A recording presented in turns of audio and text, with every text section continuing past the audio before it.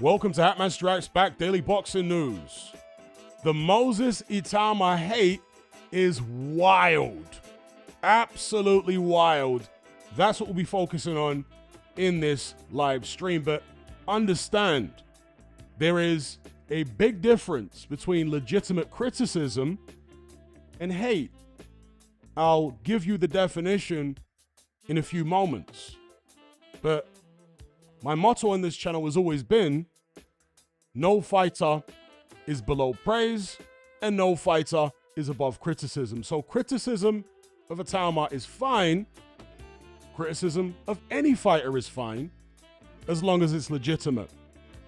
Before we get into the discussion, shout out to everybody in the live chat.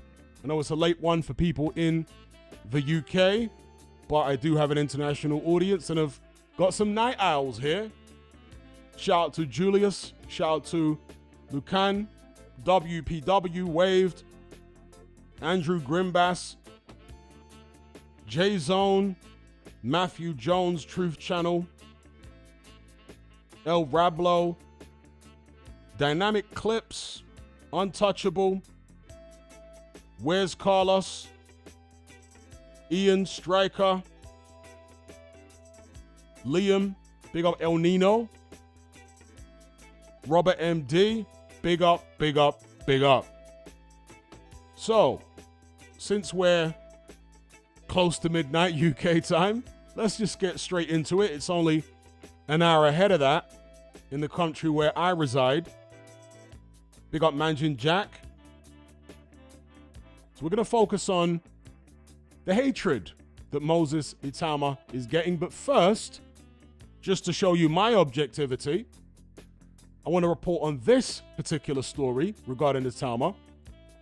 And it's the fact that the WBO have sought to make him mandatory for the winner of Fabio Wardley versus Daniel Dubois. Now, Itauma, as you can see here, if you look on the far right of the screen, is ranked number 1 by the WBO. For those of you who don't know, the way mandatories work is they match the 2 highest ranked available contenders against each other in what they call a final eliminator.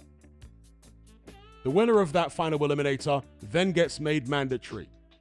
He's put in a position where the champion is forced to either fight him or get stripped of the title. In some cases, the champion will offer the mandatory step-aside money, but that only delays the mandatory. It doesn't get rid of it altogether, okay?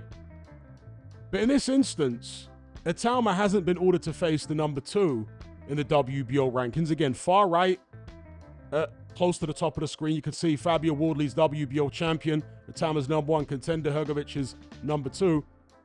The WBO haven't ordered Itauma to fight Hrgovic in the final eliminator. Instead, they've allowed him to leapfrog Hrgovic, bypass the final eliminator altogether. You can see here, speaking on X, post-fight, WBO president Gustavo Oliveira said he will now begin the process to have 21-year-old Itauma installed as mandatory challenger.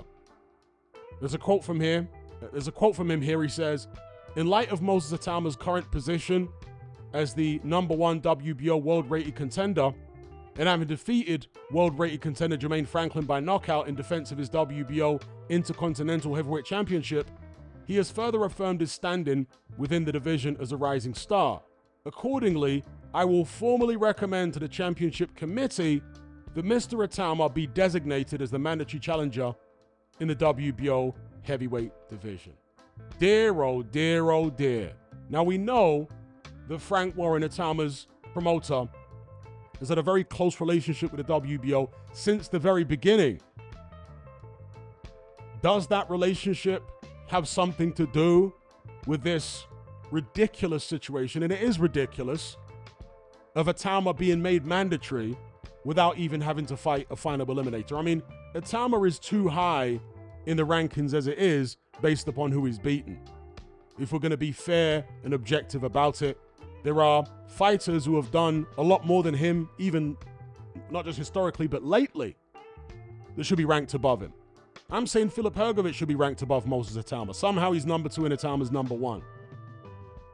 I'm saying even though Daniel Dubois is coming off a loss, he should be ranked higher than Moses Itauma in the WBO rankings, etc., etc. Okay, so there's some shenanigans going on here in my non-insider opinion, and I don't like it. So I have to call it out right away.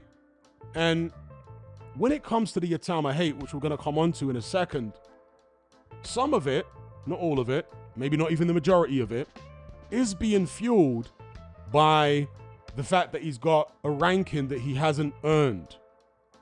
People say, oh, that's wrong, you shouldn't. I get that, but that's not his fault. You're supposed to blame the sanctioning bodies for that, not blame him. So I did just want to put that out there. Itauma being ranked far too high, and now being made mandatory for the winner of Wardley Dubois, which is just absurd. Some people in the past had tried to pull me up by saying that the WBO is actually more credible than the IBF because they expedite their mandatories even more so than the IBF. Well, this move right here definitely supports my claim that the IBF are more credible than the WBO. Now, all the sanctioning bodies get up to silly shenanigans. We know that, including the IBF. But compared to the others, the IBF is the best one as far as following their rules for the most part. And particularly when it comes to mandatories, being strict on that. Now, the WBO might come out and say, oh, well, Hrgovic wasn't available because he's fighting Dave Allen. Dubois not available because he's fighting Wardley. Anthony Joshua not available because of a car crash and he's not sure what he's doing yet. But what you do is you go down the rankings until you find somebody who is available. You offer them the fight with Itauma. Zheli Zhang's there at number 5. Jared Anderson's there at number 6. OK Chizora's fighting Wilder. Bakare Jalilov is there at number 8. Richard Torres Jr., he's got a fight lined up apparently against Frank Sanchez, but he's been calling Itauma out. So it's possible he might take the fight if he was offered it. Franklin, Itauma's just beat him. Below that, Nelson Heiser, so on and so forth. Richard Riakporhe at number 13. So there are guys who they could have offered an Itauma fight to in a final eliminator scenario. The winner getting a guaranteed shot at the WBO champion, be it Fabio Wardley or Daniel Dubois. So what's going on here is not right. This is not a critique of Itauma, of course. It's a critique of the sanctioning body, WBO. Anyway, let's move on to the main topic of discussion here. And that is the hate, not the legitimate criticism. The hate of Moses Itauma, because it is wild already. So early on in his professional career, he's getting all these haters. People that are desperate to see his downfall. People that don't want to give him any credit for what he's done, amateur or pro, in his very fledgling short career so far. It's a strange one. So, there was a comment left on a video, and I won't tell you which video it was left on. We'll leave the name of the commenter anonymous. We'll keep it a secret for now. But I'm going to show you the name of the commenter. And in fact, before I do, let me just do what I said I was going to do earlier on, and that is define legitimate criticism and define hate. Legitimate criticism is what I've done with Luke Partridge over the years. Yes, I've trolled him and all that kind of stuff because Partridge likes to troll people, including boxing fans. Partridge, aka Tyson Fury, back in around 2020, did an interview, and the clip is still up online. I've got the clip. I downloaded it to make sure that it can't be scrubbed from the internet. But he did an interview back in about 2020 where he was asked whether he would fight Alexander Usyk. In fact, it might have been 2021. It was not long before AJ fought Usyk for the first time. So you guys let me know what year that was. But it was around that time frame. And in the interview, Partridge said categorically that he had no interest in fighting Alexander Usyk, even if Usyk beats Anthony Joshua. That's a fact. That is what he said. So he was telling you, even if Usyk becomes unified champion, I've got no interest in fighting him. Nobody knows him. The heavyweight champion should come from the Anglosphere. I'm paraphrasing here, but this is what he was saying. What kind of so-called lineal champion? What kind of so-called number one in the world would be openly planning and stating publicly that he was going to avoid potentially a unified champion? Now, if you think that a guy like that doesn't deserve criticism, you are a fanboy. Simple. And so it shouldn't be of any shock or surprise to anyone that when Usyk did beat AJ twice, Partridge avoided him for 2 years. He literally gave you a heads up that he was going to avoid the guy, and he went ahead and did it. And all the while, see, he's not an honest duck, Luke Partridge. He's the type of duck that will gaslight you into thinking he's not ducking and it's actually Usyk who's ducking. And that's what he did. That's how much he disrespected the public, disrespected the position as heavyweight champion, disrespected Usyk. So for me to come out and go on my campaign to expose the lies and the misdirection and the dishonesty of Luke Partridge, no, that's not hate. That is legitimate criticism. Hate in that scenario would be to go overboard and say, Partridge is a rubbish fighter. He's never been any good. I've only ever said the opposite. I've only ever said that Partridge is a fantastic fighter. For the past couple of years, what have I been saying? Partridge, in my opinion, beats AJ. Not about hate. It's about giving the guy the criticism that he's earned, including the trolling, which he's earned. He's been trolling the entire boxing world for years. Talking about, oh yeah, I'll fight AJ, but only if it's for free. Not on pay-per-view. Neither of us get a purse. Gaslighting people about the Usyk fight. Oh, Usyk's avoiding me. Priced himself out of the fight. I mean, this guy's so disrespectful. Okay? That is legitimate criticism. What is illegitimate criticism in general, not just for Partridge, is to disregard all the good things that a fighter does. When, in the case of Moses Itauma, he hasn't done anything to deserve people preying on his downfall. This is not a guy who holds a belt hostage. He's never come close to winning a world championship yet. Hasn't been put in that position. Hasn't worked his way up to that position. So how can you legitimately pray for this guy's downfall? It doesn't make any sense. How is he bad for boxing? See, Partridge was bad for boxing when he was holding a belt hostage and ducking Usyk. Even Deontay Wilder was bad for boxing when he was avoiding his mandatory Dylan White for years, when he turned down a over $100 million deal to fight Anthony Joshua and then continued to say that Joshua was ducking him. Shelley Finkel recently did an interview within the past few days saying that they sat in a meeting with DAZN. They were offered the Anthony Joshua fight in a deal which was worth over $100 million, and they turned it down because they didn't know what AJ was getting. I mean, that is not a legitimate reason to turn the fight down when there are no better offers on the table. Deontay Wilder has never made a payday before or since that offer, which was as much money as that. And furthermore, the Saudis, who Wilder has done business with, they don't tell you how much money your opponent's getting. How about that? He had no problem taking a deal to fight Zheli Zhang and Joseph Parker on Saudi shows when he didn't know how much they were getting then. But somehow, when he didn't know how much AJ was getting, he turned down over $100 million. Wilder was bad for boxing, holding that WBC belt hostage. Partridge was his accomplice. That's legit criticism. With Moses Itauma, what has he done?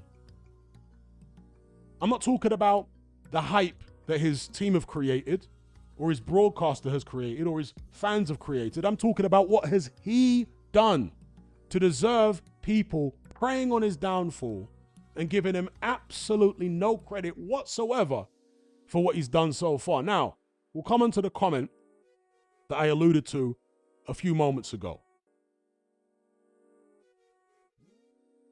I'm seeing I'm having some connection issues. Hopefully you guys can still hear me. Let me know if you can hear me in the chat.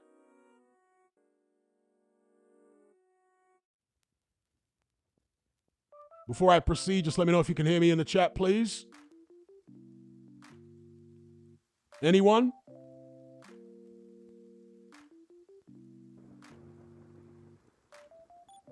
All right, you can hear me. So, we're going to move on now to this right here. It's a comment from somebody who is a subscriber of mine, does watch my live streams, and we have an enjoyable back and forth here and there. This is what he wrote under someone else's video after watching Itauma destroy Jermaine Franklin. He said, Itauma, as I keep on stating, is the most hyped up fighter I have ever seen. I have never seen anything quite like it. After beating a walking punch bag, the AJ and White beat as their immediate comebacks after losing and with their confidence shot, Itauma is getting praise unlike nothing, I guess he meant to say anything, I've ever seen. People are claiming he'll wipe out the entire top 10 in boxing, Usyk included, arguably the greatest boxer to ever throw a punch. He'll win an Olympic gold medal if he had stayed an amateur, never went to the Olympics. He'll beat Jalalov in an amateur bout, first ever two-time Olympic gold medalist at super heavyweight limit. He's got faster hands than Mike Tyson, quicker than Ali. He is the next Mike Tyson. Just absurd stuff with nothing to correlate with it. Olympic boxing is a different sport to professional boxing, yet somehow Itauma would be arguably the greatest boxing Olympian of all times, Jalalov. Itauma's best wins are a washed-up Dylan White, came wobbling and waddling to the ring, and Jermaine Franklin. Jermaine Franklin was ranked top 10 by a governing body, but rankings are off in boxing. I can name 25 boxers right now that are better than Franklin. He's a top 30 to 35 guy, way outside of the top 10. He has no power, no footwork, and no head movement. The best he had was a bit of resistance. After that performance, Itauma apparently beats everyone in the top 10. Prime Iron Mike would have knocked Franklin out in 1 to 3 rounds.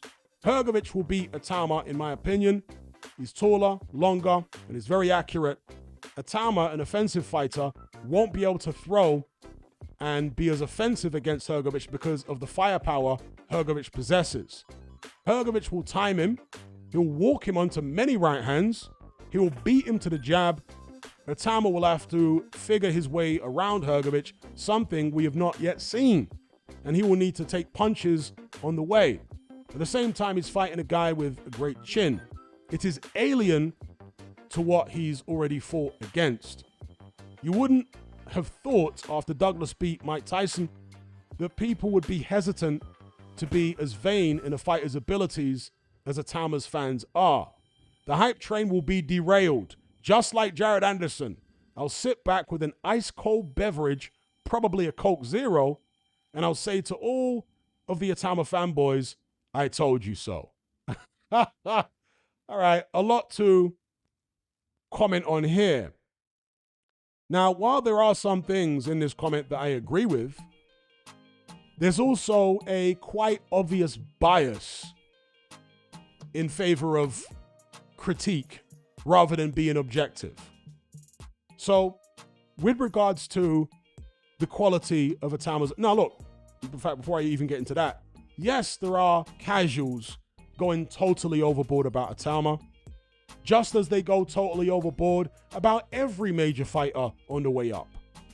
Just as they go totally overboard about every champion with a big following. That's unfortunately the norm in boxing. You get people going totally overboard. I mean, when Luke Partridge knocked out Dylan White, who'd just been chinned a couple fights earlier by an ancient Povetkin, people were saying that Luke Partridge was the greatest heavyweight of all time. I mean, talk about going overboard. Right? Now, yeah, there are people going overboard with Itauma, but let's just break down some of the critiques of Itauma's resume so far, because this guy's basically making out as though Itauma has done nothing remotely impressive, and you can't compare his performance against Franklin to AJ and White's performances, because AJ and White were totally washed. And even though Itauma's just a prospect, wet behind the ears, he's supposed to destroy a guy in a couple of rounds who a couple of legit top 10 heavyweights couldn't destroy. So let's give this guy that. Let's say, okay, AJ and White were totally washed. I don't think they were totally washed. To put it in context, AJ went on to demolish Otto Wallin, who beat Murat Gassiev a fight earlier. So Otto Wallin was still of a decent level, a top 10 guy. Beat Gassiev, AJ went in there, demolished Wallin. Now, maybe AJ had built his confidence up a little bit since that Franklin fight. You could make that argument, but he hit Franklin with some very heavy shots, and Franklin didn't come close to going down. AJ had just been 12 rounds, twice, with Usyk, gets in there against Franklin, can't do anything with him in terms of getting him out. Gets his nose bloodied. Dylan White goes life and death with the guy. Okay, those guys were washed. Itauma's supposed to beat Franklin. Franklin had never been down before, and he'd been hit with big shots.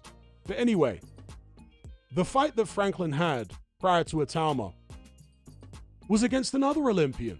Oh yeah, AJ's not the only Olympian that Franklin's been in the ring with. In the fight before, he was in the ring with previously unbeaten Olympian Ivan Ditchko. Now, Franklin did not deserve to get the win. It was an undeserved win. It was, in my view, a terrible decision. But once again, the much taller, much more pedigreed amateur background in Ivan Ditchko couldn't get Franklin out of there. Again, unbeaten heavyweight, pedigree. One of the top super heavyweights in the world for several years in the amateur code. Went in there against Franklin, couldn't do anything. Actually had a tough time in the final few rounds. And he tried to get Franklin out of there. He was throwing some big shots. Itauma goes in there in the very next fight that Franklin has and obliterates him. Wasn't remotely competitive. No one has ever done that to Jermaine Franklin. So if you want to talk about the AJ being washed up when he fought Franklin and White, you can't say that Ivan Ditchko was washed up. Fight went the distance. Itauma obliterated him. Now, as far as the height and reach, Itauma's going to totally struggle with the height and reach of Hrgovic. Hrgovic is 2 inches taller than Itauma, but the reach is pretty similar. Hrgovic doesn't have a big reach advantage over Itauma. Go look up the stats. And Itauma is so quick with his hands and with his feet that I don't think the reach advantage that Hrgovic has, if there's any reach advantage at all, will play any part in the fight whatsoever. If you've got such a massive speed advantage over your opponent and you've got good balance and all that kind of stuff, you can throw an inch or two reach advantage he has out of the window. It's irrelevant at that point. And anyone thinking that Hrgovic is in the same universe as Itauma in terms of speed is smoking something very strong indeed. All right? Now, as far as, Itauma not being able to get past the taller opponent, well, Itauma, despite having a relatively short amateur career, it was a blazing career. This is him in the finals of the European Championships as a junior against a guy called Alexander Zelensky. Itauma's there in the blue. Zelensky, clearly the much taller fighter. Itauma goes in there, stops him. Then, a while later, they both reach the finals of the World Championships. Here they are again, same two fighters. What happens? Itauma goes in there, stops him again. Now, for this Zelensky guy to have reached the finals of the Euros and the finals of the Worlds, what does that mean? It means he's good. It shouldn't take a rocket scientist to figure that out. You could say, oh, well, he only reached the finals of the Euros without any evidence to back it and say, oh, well, that must have been a fluke. He got an easy draw. Are you saying he got an easy draw twice in the Euros and in the Worlds? Fluked his way to the final twice in two major international tournaments? No. He got there because he's good. And who met him in the final? Both times? Moses Itauma. What happened? He smoked him both times. Again, a very tall guy who can move, who's got a jab. You can see here, I captured this screenshot where Itauma's moving his head to get away from the jab. Setting up his own jab and power shots, body shots to take this guy out of there. So this notion that Itauma's going to have no idea what to do when he gets in against the guy who's a couple inches taller than him, to me is just laughable. He's been fighting loads of guys taller than him in the amateurs. He's been doing it in the gyms since he was 14, 15. Going in against Lawrence Okolie, Anthony Joshua. As a pro, he's been sparring Luke Partridge for 2 Usyk camps. But yet, no, he's got no idea how to get past a taller guy's reach. So what use was he then in the 2 Partridge camps when he's that young? What use was he then when he was 14, 15, 16, sparring world-level cruiserweights and heavyweights? Why would they bring in a schoolboy if he's rubbish or overhyped or can't give them any real work? How does that make sense? Totally illogical to make that assumption.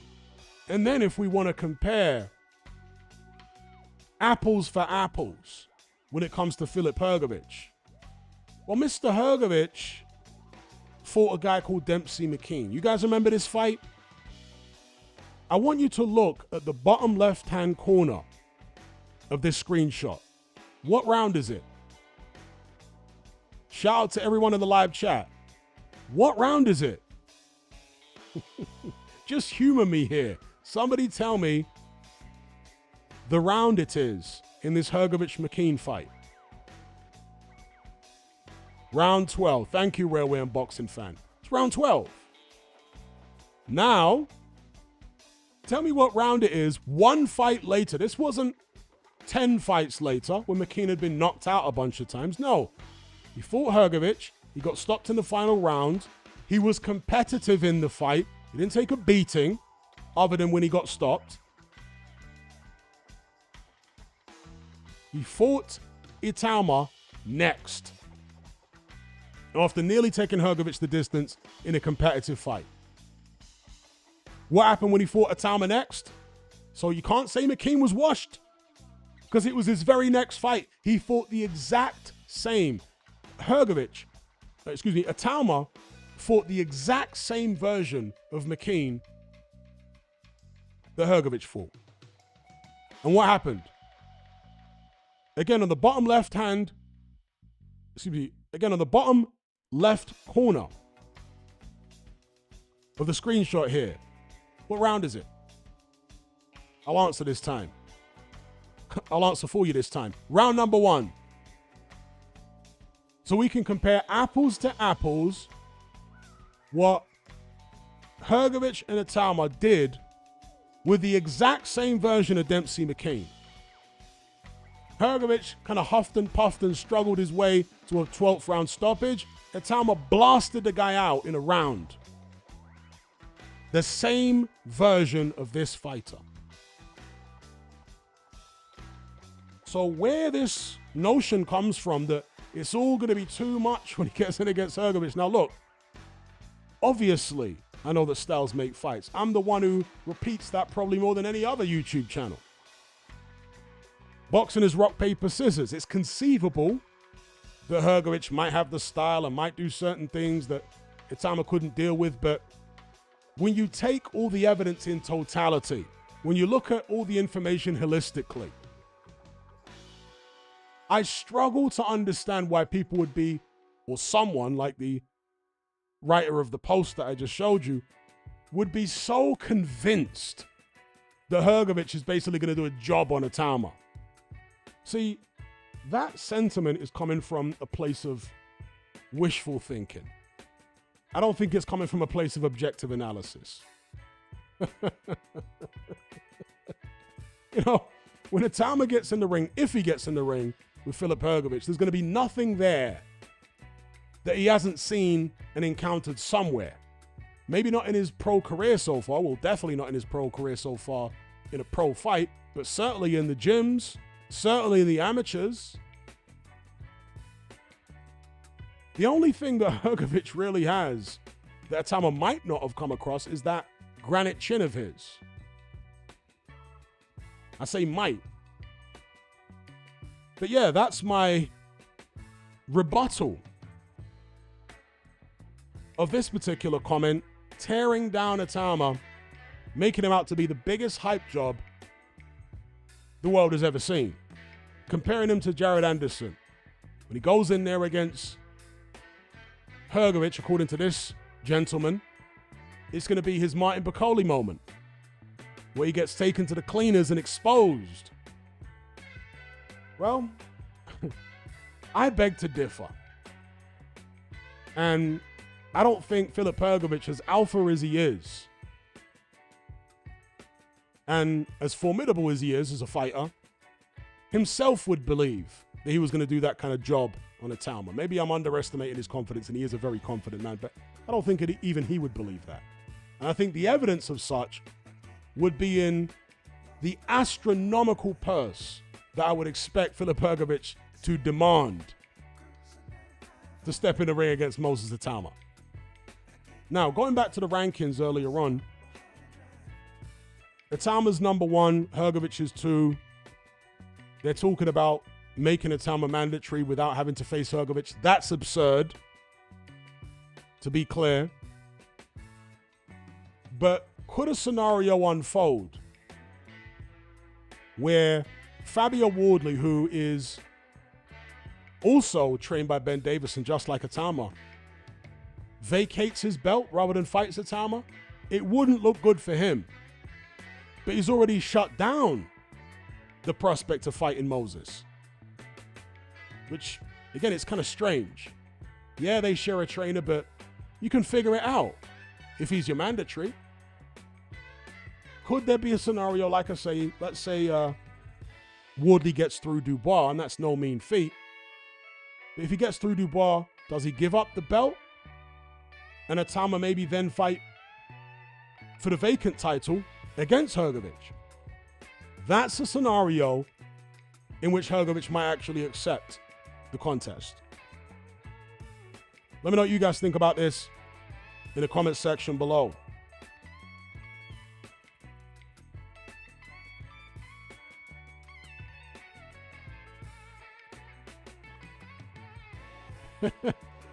All right, Hands of Steel says, should know not to listen to a guy who drinks Coke Zero. Drink a full fat Coke, bro. Treat yourself. You know, one thing I hate, just a bit of trivia. One thing I absolutely hate is artificial sweeteners. They taste butters. Taste like plastic. I hate the taste of artificial sweeteners. Nasty.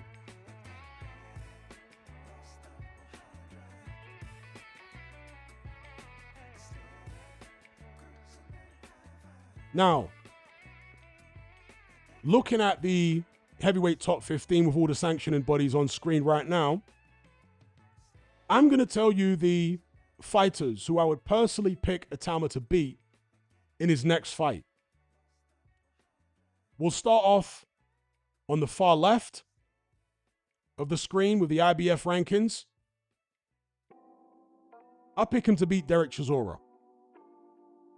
I'd pick him to beat Frank Sanchez. Richard Torres. I'm not so sure about Jalalov and Akoli. I wouldn't be confident picking him to beat Jalalov in particular. In fact, no, I'll pick him over Lawrence Okolie. But with Jalalov, I wouldn't be confident there. I'll leave him out of the conversation for now. I'd confidently pick him to beat Hrgovic, Vianello, Riakporhe. With Bakole, again, it depends on what version of Bakole turns up. If it's the version we saw against Parker or Efe Ajagba, Itauma beats him. Then you've got Ajagba himself. Again, styles make fights. I think that's an interesting one. That's a real test for Itauma. I'd just edge Itauma right now,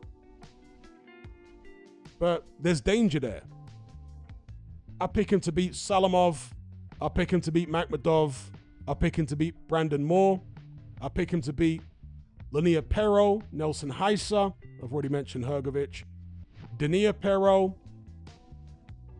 This Gergen guy, I don't know too much about, so I'll skip over him. Nor do I know about this other guy at number 9 in the WBA rankings, excuse me. I'll skip over him. He's already beaten Franklin. I'd definitely pick him to beat Pulev.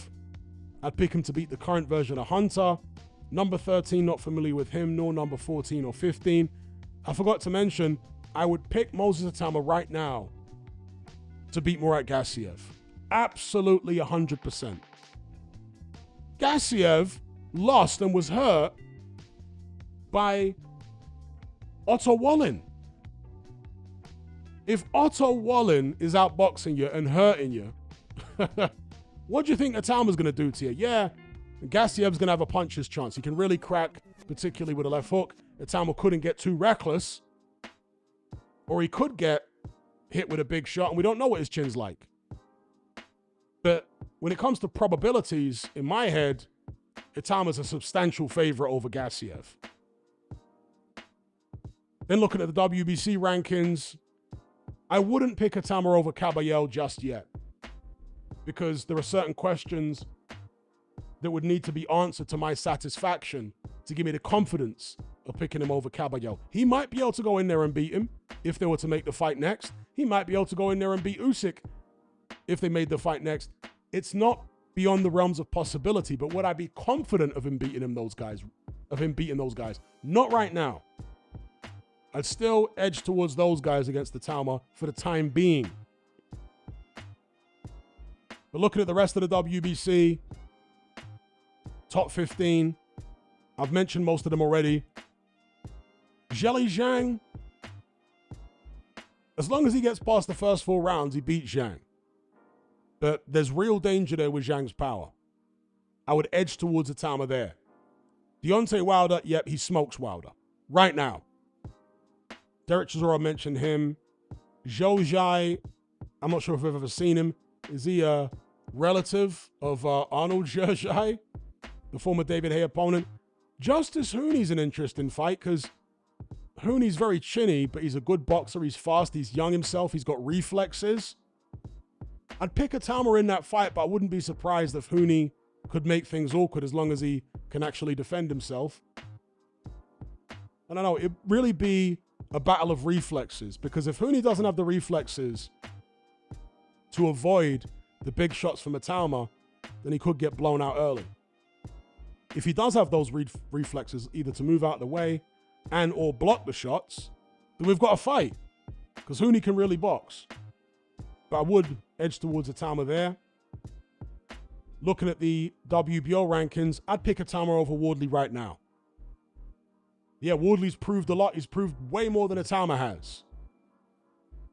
But I'm just going off all of the information that I've gathered about Itauma over the years, the amateur fights I've seen of his, the fact he was sparring all these world-class cruiserweights and heavyweights from the age of 14, 15, 16. It's wild. You don't draft in a schoolboy to spar world champion heavyweights and cruiserweights if he's not special. It doesn't happen. And all the talk we've got out of the sparring sessions he's had with these guys is he's been giving them the business. And that brings us on to Daniel Dubois. Yeah, I would pick Itauma over Daniel Dubois right now. And it's not a blind pick, or not completely blind. It's, it's a bit of a leap of faith, but it's not totally blind, because the first time I'd ever heard of Moses Itauma was from Shane McGuigan, who was Daniel Dubois' trainer at the time. And he was absolutely gushing about Itauma, talking about how amazed he was that this 17-year-old kid was going toe-to-toe with Dubois and holding his own. And I've said this before. If a trainer is admitting that his fighter is being taken into the trenches by a 17-year-old and they're going toe-to-toe, the 17-year-old's holding his own, I take that, and maybe it's a misinterpretation or however you want to describe it, but I take that to mean Itauma was actually getting the better of it. Because who wants to admit that their fighter is having life and death spars with a 17-year-old? It's not like Shane McGuigan trained Itauma. It's not like he had any stake in his career. You know what I mean? There was no need for him to come out and make a statement like that, other than he was just so amazed and excited by the talent. He was so blown away. He was so shocked by what Itauma could do with his world-class heavyweight, Daniel Dubois. So I suspect Itauma was having his way with Dubois in the gym, and they sparred hundreds of rounds. It wasn't like one sparring session where Itauma landed a random shot and wobbled Dubois. No, we're talking about hundreds of rounds. And the information that I've come across has led me to suspect that Itauma was getting the better of it most of the time when he was just 17, and Dubois was a world-level professional heavyweight. If the fight was made next between Itauma and the winner of Wardley Dubois, and let's just for argument's sake say it's Dubois, I'm picking Itauma. I'm just telling you from early, I'm picking Itauma to not only beat Dubois, but to knock him out. Anyway, then you've got Anthony Joshua at number 4. In my opinion, Itauma smokes Joshua. I think that fight doesn't go past 4 rounds. I think Itauma smokes him right now. Jared Anderson, that's an interesting one.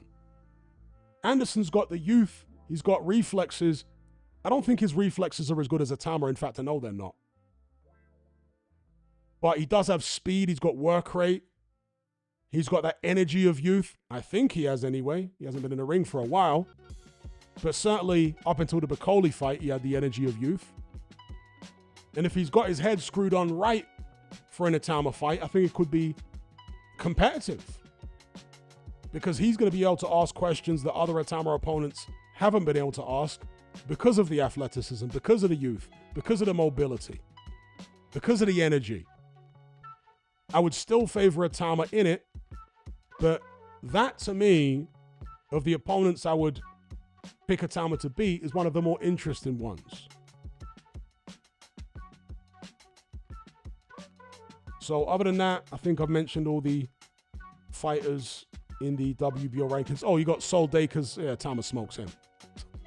That's what you call easy work. The guy at number 15, no idea who he is. So in terms of the guys who I wouldn't be willing to pick Itauma to beat right now, to recap on those, Usyk, I wouldn't be willing to pick Itauma to beat him right now. Ajit Kabayel. Who else was there now? Bakadir Jalalov. Wouldn't be willing to do that just yet. Scanning over these names again. Was there anyone else? Oh, Luke Partridge. He doesn't appear in the rankings because he hasn't fought for so long. I would hesitate to pick Itauma over Luke Partridge right now. Again, it's not inconceivable that Itauma could beat him, even in his next fight. I mean, we have to see how Partridge looks against Makhmudov.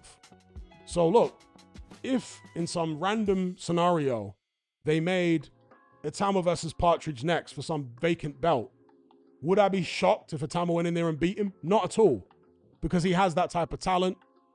And obviously he knows Partridge. He sparred with him a lot. Knows his moves, and I'm sure he would have figured out ways to get close to him and do some damage. But with the pro experience, if Partridge is still 80% of himself, I'll probably edge towards him beating Itauma if they were to fight next. But outside of Usyk, Partridge, Kabayel, and Jalilov, I'd personally pick Itauma to beat everybody. I think his talent is that good. I think he's that precocious, and I've seen enough of him, even though he hasn't had many pro fights. I've seen enough of him, amateur and pro combined, as well as all these sparring credentials. And I know people say sparring means nothing. Look at Martin Bakole. He was like a sparring hype job. Okay, I'll give you that one. But Martin Bakole wasn't being drafted in at 14, 15, 16 to spar world champion cruiserweights and heavyweights. That's something a bit different.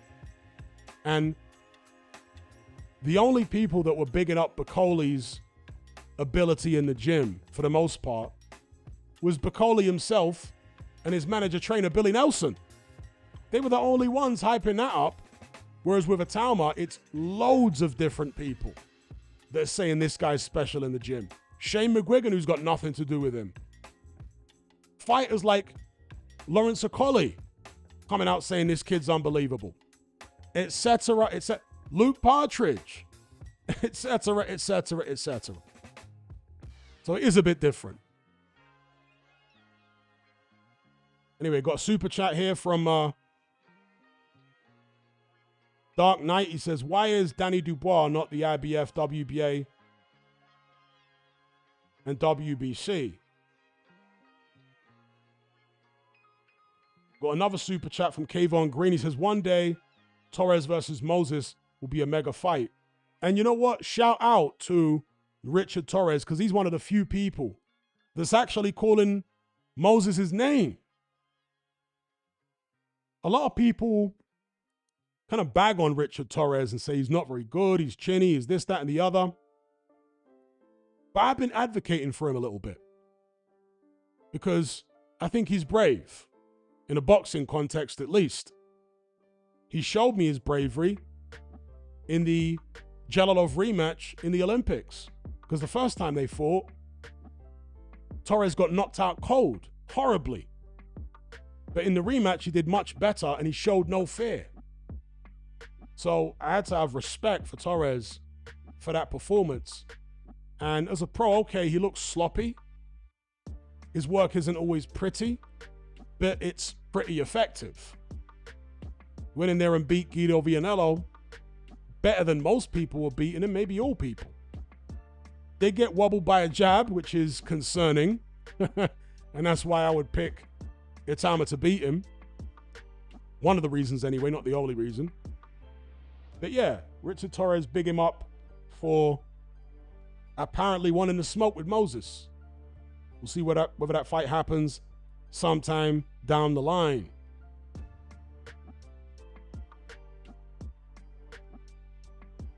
Now, super chat regarding why is Daniel Dubois not the IBF, WBA, and W? I guess you meant to say why is he not ranked with the other sanctioning bodies. Let me check those sanctioning bodies again.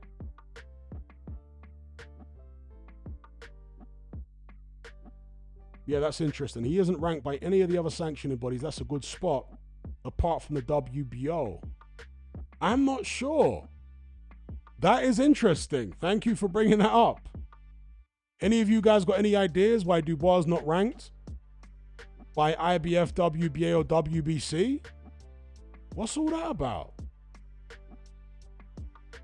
Because he just lost his IBF title against Usyk. You'd think he'd be ranked by them somewhere.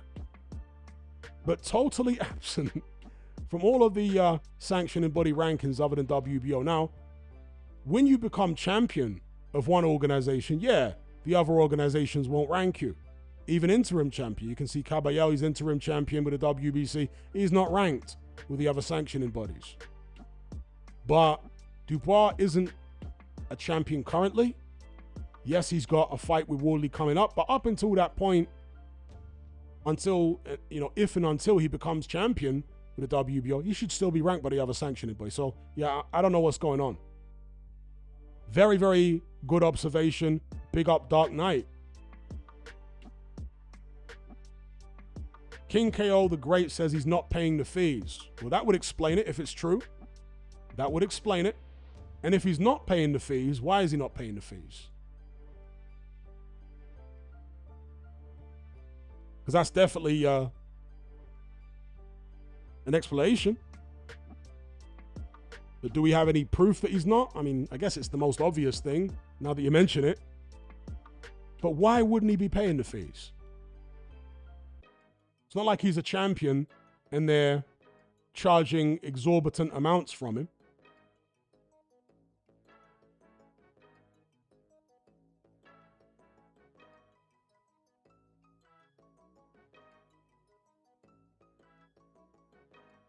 Hats and Glasses says, Moses relies on his foot speed for defense like Dubois. Usyk has faster feet. See, I don't think Usyk does have faster feet than Itauma. I think Usyk has, in fact, let me remix that. I think Usyk had more active feet. He would move his feet more, especially laterally, than Itauma does. I don't think his feet are actually faster. I think when Itauma picks his feet up and wants to move from point A to point B, I think his feet are actually faster than Usyk's. But he just doesn't move them as much. Usyk moves his feet more, or used to move his feet a lot more. Because if you look at the Dubois fight, he wasn't moving his feet that much. He wasn't moving his feet anywhere near as much as he used to. The most movement we've seen from Usyk at heavyweight was when he fought Chisora and AJ the first time. He hasn't moved that much in any fight since. And his feet are noticeably slower now than they were in those two contests, Chisora and AJ won.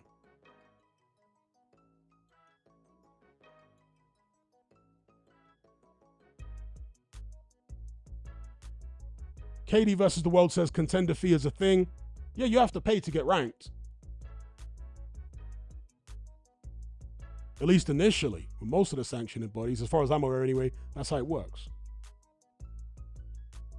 Because eventually to hold your ranking, you're going to have to fight in a bout which is sanctioned by one of those organizations.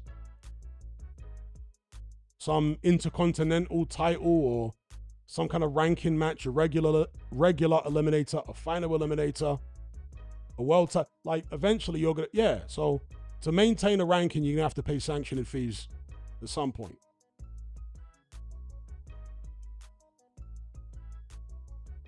I agree with Kayvon Green. He says, Usyk is the ultimate endurance fighter. He is quick, but there are faster guys out there.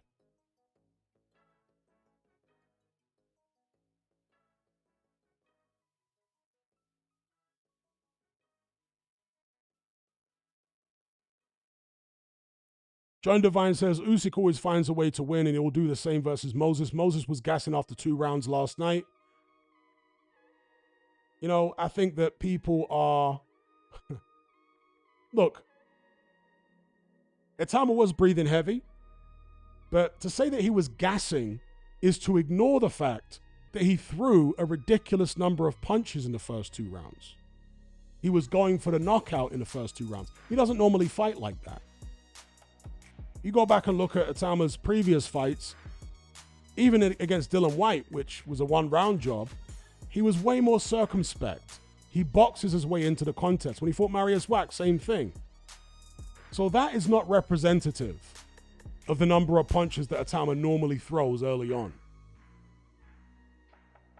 So I don't really buy this idea, oh, he was gassing up. No, he was just throwing way too many punches in the first 2 rounds. And not only throwing a lot of shots, but they weren't arm punches, were they? He was loading up and throwing big power shots. If you throw arm punches on the pads or the heavy bag, you can throw hundreds of them.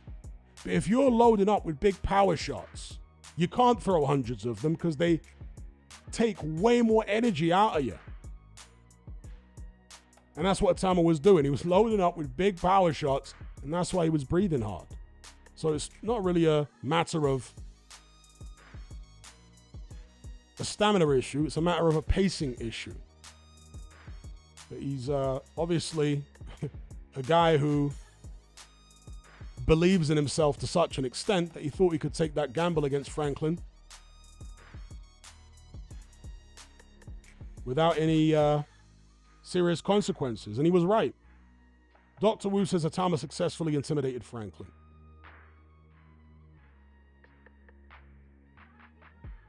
Afro Gem says Franklin was zero threat. He fought White 4 years ago. He didn't fight Ditchko 4 years ago, did he? What happened there? He went a distance with a previously unbeaten former Olympian. So it's not about whether Franklin was a threat. No, he was no real threat. But he was durable and savvy and tough. He'd taken big shots from real punchers like AJ, White, and didn't go anywhere. But Itauma is so consistent. Why didn't Itauma fight Ditchko? You'd have to ask Frank Warren, but ultimately, Franklin got an undeserved decision, and that ended up being the opponent. But that's really neither here nor there, Afro Jam. No, Franklin is not washed. There's nothing to indicate that. I got to call BS on that. There's nothing to indicate that Franklin was washed going into the fight. Nothing. Franklin was never that good to begin with, but there's absolutely nothing to indicate that he was washed. He wasn't getting knocked about. He wasn't getting knocked down. He wasn't getting stopped. He wasn't getting wobbled in fights. Now I got to call BS on that. Nothing at all to indicate that he was washed. 32 years of age, wasn't getting wobbled, wasn't getting stopped. Nah, leave it out. Itauma did a job on a guy who just went the distance with Ivan Ditchko, an unbeaten, or previously unbeaten, former Olympian, one of the top super heavyweights in the amateur scene for several years. So if you want to try and discredit him, or discredit the win, because AJ or White were not at their best when they went the distance with Franklin, or because it was so many years ago, well, the Ditchko fight wasn't so many years ago. It was literally Franklin's last fight. He went the distance with Franklin, and he had some issues later on in the fight, but Franklin started landing a few. Itauma has no such issues. Dominated him, walked straight through him. Big up the Sweet Maths for the super chat. He says, people say UFC fighters are the ultimate fighters over boxers because they can take them down, but surely by that logic, it's Olympic wrestlers. Okay. Taking the conversation in a different direction, that's fine. The thing is, Olympic wrestlers are in UFC, or people with an Olympic wrestling background. And MMA is mixed martial arts, so it's not one thing, is it? It's being a jack of all trades, having some ability to use your hands, use your feet, wrestle, knees, elbows, etc. So a mixed martial artist isn't one thing, he's a jack of all trades, basically. And I'm not a hardcore MMA UFC fan, but as I understand it, we're in a wrestling era right now where guys from a wrestling background are dominating things. You got all these guys from the Caucasus, from Dagestan and Chechnya and whatnot, and they're tearing things up. Although didn't Michael Venom Page just beat one of them the other day, and he's a striker. He's really not a grappler. But that's the never-ending debate, isn't it?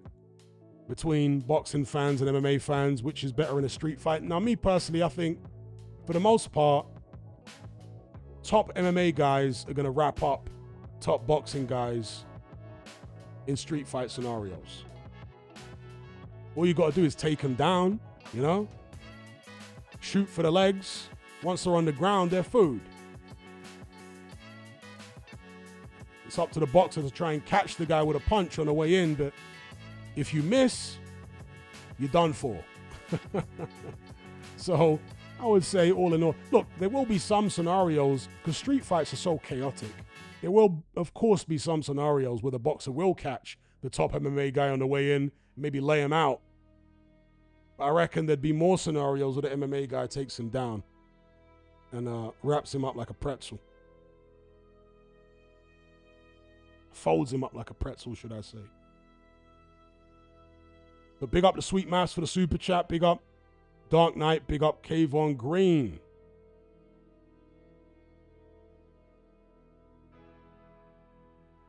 So people are talking about Jai Opetaia moving up to heavyweight. I wish Opetaia would, because I think he's wasting his time at cruiserweight. Not just with Dana White, Zuffa Boxing, but even with Eddie Hearn. Zerdo don't want to fight him. Chris Billum Smith rejects this idea, refutes the idea that you don't want to fight Opetaia, but I tend to believe the Opetaia people, to be honest. I don't think anyone wants to fight him. I mean, Richard Riakporhe was mandatory for Jai Opetaia, and he turned the fight down and fought Chris Billum Smith instead. Think about that. He'd beaten Chris Billum Smith previously. So that's the kind of effect that Jai Opetaia has on people. They don't want to fight him. And look, Jai Opetaia is vulnerable. We've seen him wobbled a number of times. But he is very athletic. He's spiteful. He's fast. He's a great puncher. He's not technically bad at all. Technically better than most. But there are some defensive holes in his game. A lot of it comes from the fact that he's so intent on knocking people out. And he's so fiery. It leads him to make unwise decisions in the ring at times.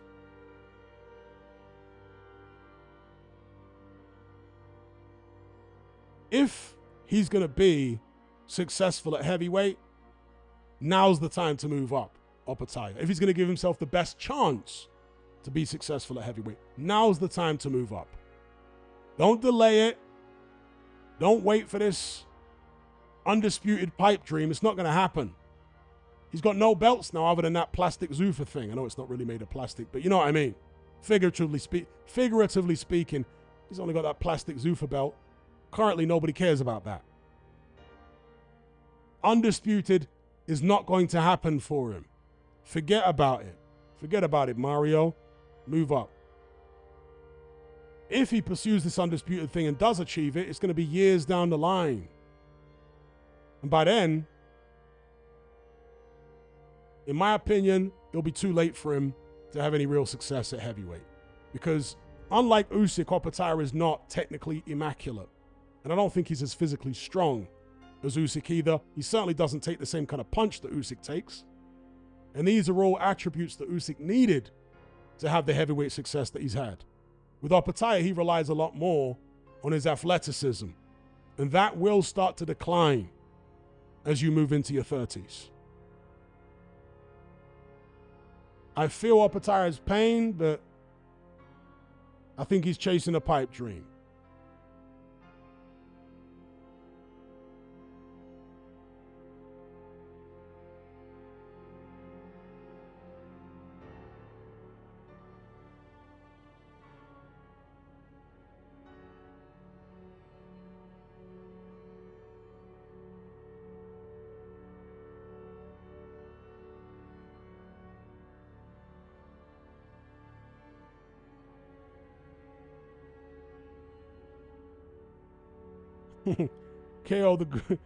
King KO the Great says Dawes in Fondora. In fact, let's talk about the Fondora Keith Thurman fight. I mean, there ain't really much to say. I have done a post-fight review, which I'll upload tomorrow. Most people expected Fondora to get the win. Most people thought it would be by stoppage. I can't remember whether I picked Fondora by stoppage or points. Maybe one of you guys can remind me. But yeah, the vast majority of us were picking Fondora to win. It's the obvious pick against the 37-year-old Thurman, who, I don't care what the tail of the tape says, he's about 5'7". Fondora's 6'5.5", and unlike earlier on in his career, when he gave up his height and reach and bizarrely used to prefer to trade on the inside against shorter opponents. Now he actually uses the height and reach to good effect. He extends those go-go gadget arms, moves around the ring looking like Slender Man, and he's a nightmare for his opponents. Keeps him on the end of his punches. When they try and swing at him, he takes a little half step back and they miss by a country mile. And that's what was happening to poor Keith. Couldn't get close. His feet are still relatively quick, but because he's so much shorter than Fondora, they weren't quick enough to bridge the gap in time to be able to launch a right hand and hit the target. So the writing was on the wall from very early on. He got clipped, I think, with a left hand in, was it the second or third round? Might be the first round. And his knee nearly touched the canvas. He was hurt. And you could just see that he would never be able to get close to Fondora. If you're not getting close to him with the shots in rounds 1 and 2 when your legs are fresh, at the age of 37, you ain't going to get close to him in rounds 4, 5, and 6. Because Fondora was very relaxed in there, just walking in, forcing Keith Thurman to run around the ring. Thurman was expending so much energy. Fondora had loads of energy. So you could just see the way the fight was going to play out. It was very similar, actually, to Fondora's last fight, the rematch with Tim Tszyu. In fact, I'd say Tim Tszyu did a bit better than Keith Thurman. He's got a bit more height and reach on him, so he didn't have to bridge as much of a gap to land his own shots. But for Thurman, it was a very sad and sorry sight. He got broken down. He was getting hurt in there. His shape was completely going because he was so tired. He was swinging all over the place. I thought his corner should have pulled him out. They didn't. They allowed him to go out for, what was it, the 6th or the 7th? But eventually the referee stepped in and said, "That's enough, son. You'll live to fight another day." Well, hopefully not. Hopefully he'll live, but not to fight another day. And Keith Thurman. Now, Thurman was protesting the stoppage. Acted like it was premature. Fighters are very prideful, particularly Keith Thurman. He's definitely very prideful. Very brave guy. I don't think he was acting. I don't think that Thurman was one of these guys who acts like he wants to carry on, but is secretly, internally relieved that the fight is over. No, I think Thurman genuinely was delusional enough to think that he could still land some Hail Mary punch and snatch victory from the jaws of defeat. I'm glad the referee saved him from himself. I'm glad.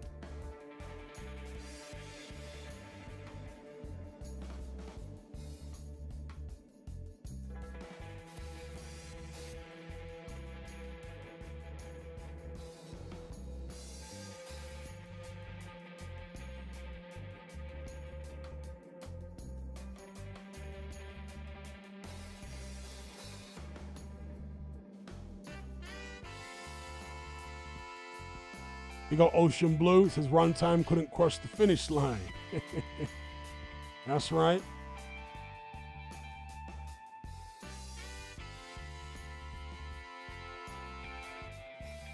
Fernie G says Thurman was absolutely mad, saying the fight was just getting interesting and the ref stopped it prematurely.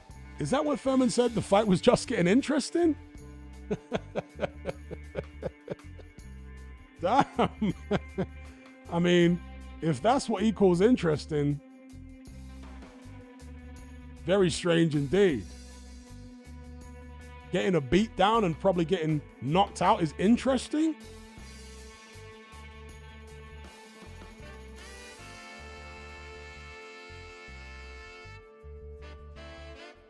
Triassic says, I disagree, Hatman. I don't think Jai has the technique, defense, and chin to be successful at heavyweight like Usyk has. What are you disagreeing with? I'm confused. I've literally just said that he doesn't have the defense, chin, and technique that Usyk has. I'm not saying he's going to be successful at heavyweight. I'm saying that, I guess what you're disagreeing with is you don't think he should move up to heavyweight. Well, if he remains at cruiserweight, he's not going to get undisputed, and he's not going to get any big paydays. If he moves up to heavyweight, now he gives himself the best chance of actually getting some serious paydays. At the very least, he also gives himself a chance of maybe picking up a belt against the right opponent. Do I think he's going to be as successful at heavyweight as Usyk even if he moves up now? Hell no. For the reasons we can both agree on, right?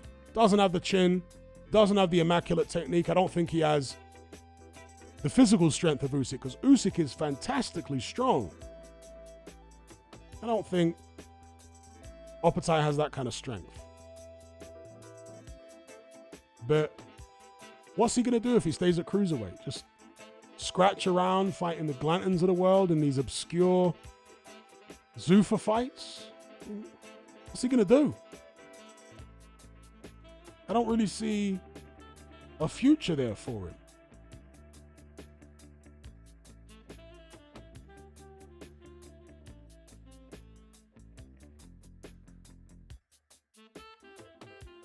Jurassic says, okay, sorry for the confusion, but for his legacy, I understand chasing undisputed cruiser. Well, I think it's a pipe dream. At some point, you have to realize or wake up to the fact, and I'm talking to Opetaia now, right? At some point, he has to wake up to the fact that that dream of his is not achievable. And Opetaia, from a business perspective, is obviously not the sharpest knife in the drawer, is he? Because why would you leave Eddie Hearn to sign with Zuffa thinking that it's going to bring you closer to undisputed when Zuffa have said they're going to disregard the sanctioning bodies? How does that make sense? And now he's tied into Zuffa, as I understand it, for a multi-fight deal. Undisputed is further away than ever. Got to make a judgment call, and I think that boat has sailed. There's no undisputed at cruiserweight for him unless he wants to hang on and hang on and hang on for years. Does he want to do that? And even if he hangs on for years, it might never happen. Maybe somebody else beats him in the meantime. Maybe a cruiserweight beats him. You got Pat Brown.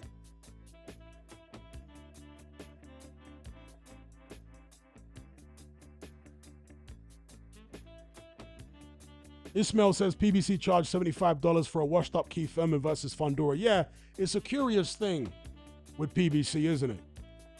Al Heyman is stubbornly avoiding joining DAZN.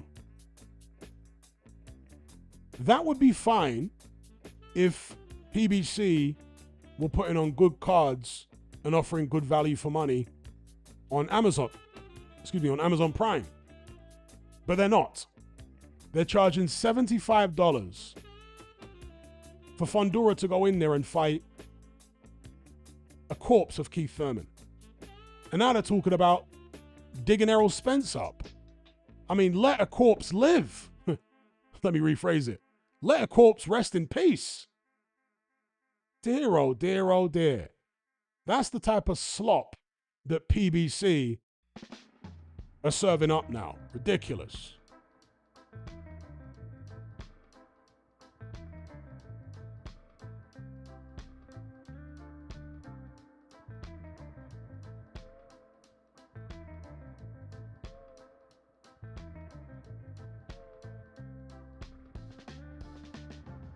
Hatson Glasses says, Itauma is like a worse version of Corrie Sanders. Still could be great, though. I mean, Hatson Glasses, I think you are determined for Itauma to fail. For some reason.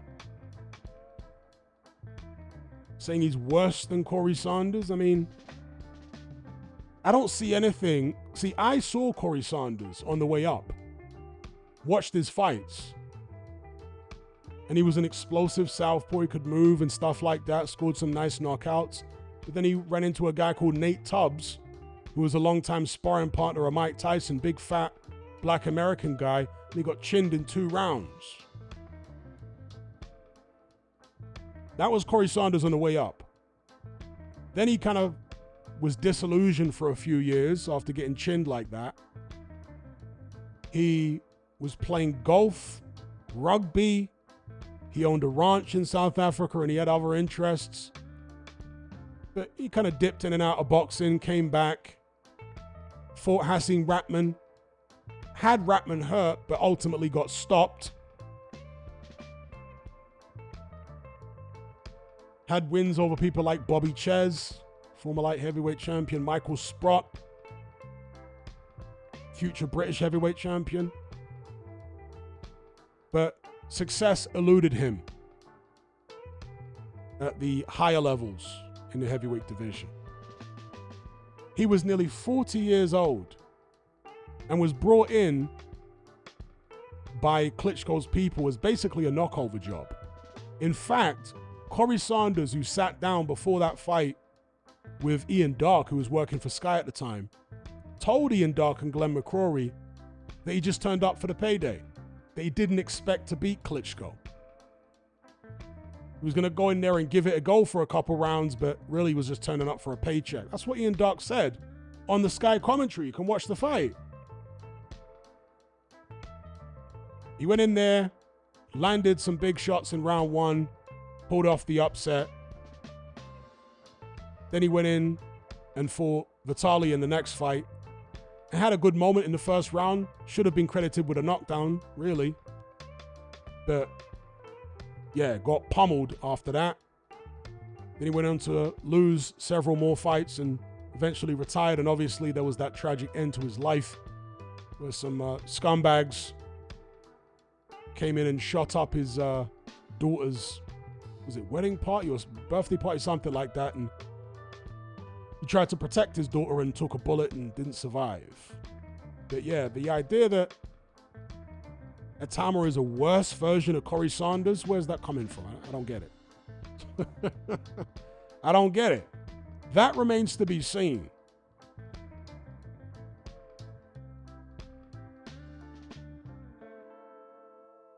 Hats and Glasses says, Sanders is as naturally skilled as Itauma. No. I would say Sanders was very fast. The speed is in the same ballpark. He was a great puncher. In fact, he might have been a better puncher than Itauma, naturally. Because Itauma can punch, but Sanders, with that left hand, crazy. And Sanders had great hand speed. But one thing about Sanders is that he was very, very upright. Way more upright than Itauma. I mean, Sanders would never duck underneath a punch. His chin was all the way up in the air. And that's one of the reasons he got chinned several times. Nate Tubbs, Hasim Rahman, and so on. Because he was an extremely upright heavyweight. With no movement at the waist whatsoever. There was no levels with Sanders. With Itauma, he'll go up and down the levels. He'll change the levels at which he throws his punches from. With Sanders, it was all just from the same level. And Sanders relied a lot more heavily on the southpaw backhand. Whereas Itauma throws the check hook up front, the uppercuts. I mean, Sanders had a great uppercut. But primarily, the way Sanders would fight, he didn't have much of a jab. He'd just flick his jab out there, move around the ring, and he'd look to walk you onto the big southpaw backhand. Once he landed the backhand, then he would unleash two-handed combinations, which were very fast. Okay, no doubt. But the setups with Sanders were not as creative as what Itauma does. Itauma's more sophisticated in what he's doing when he's not trying to knock you out or when he hasn't opened you up yet. The jab upstairs, the jab downstairs, changing the levels, picking different shots. With Sanders, every knockout was set up with a backhand. You didn't see, check hooks and all this other stuff from him. No. So, you're wrong on that one.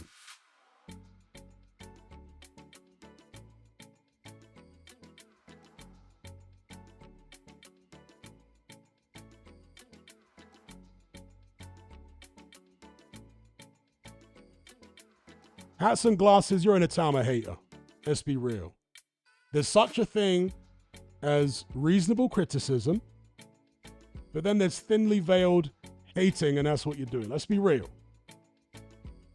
Let's be real.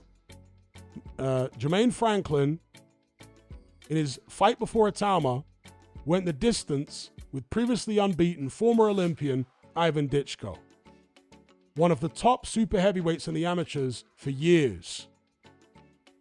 That's who Franklin just went the distance with. Yeah, he got a gift decision, which he didn't deserve, but he went the distance, never came close to getting knocked out. Now look what Itauma just did with him. Same guy.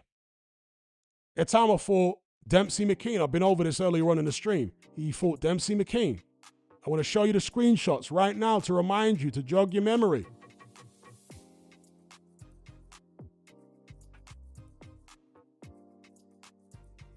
That's Hrgovic right there, fighting Dempsey McKean. Bottom left corner of the screen, what does it say? Round 12. One fight later, not 10 fights later. You could never say McKean was washed when he fought Itauma. That's BS. It was the exact same version of McKean who fought Itauma as the one who fought Hrgovic. The exact same version of that fighter. It was literally one fight later. And it's not like McKean took a 12-round beating. He was competitive against Hrgovic in the fight. He just got caught in the 12th and stopped. On his feet, I might add. Didn't get laid out.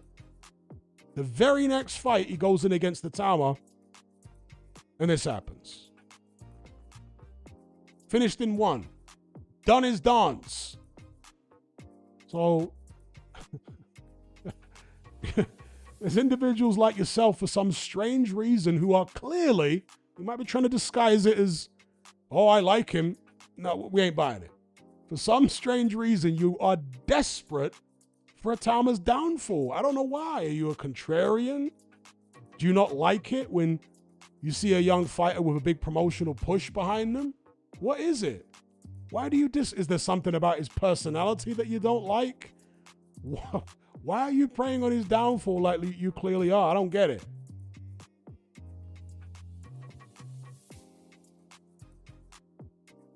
I'm gonna downplay the stuff he's done. You look at Mike Tyson's first 14 fights. I can assure you, his first 14 opponents were inferior to Itauma's first 14 opponents. I can absolutely assure you. You want to see who Mike Tyson fought in his 15th fight?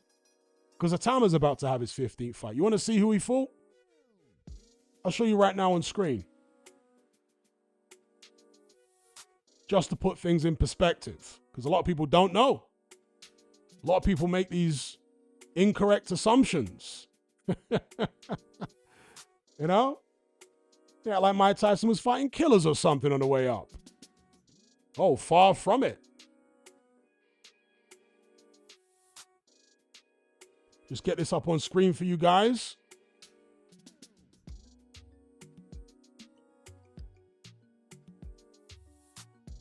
This here was Mike Tyson's 15th pro fight. You can see there Tyson was 14-0. The guy he was going up against was Mark Young, 8-7. 8 wins, 7 losses in his 15th fight.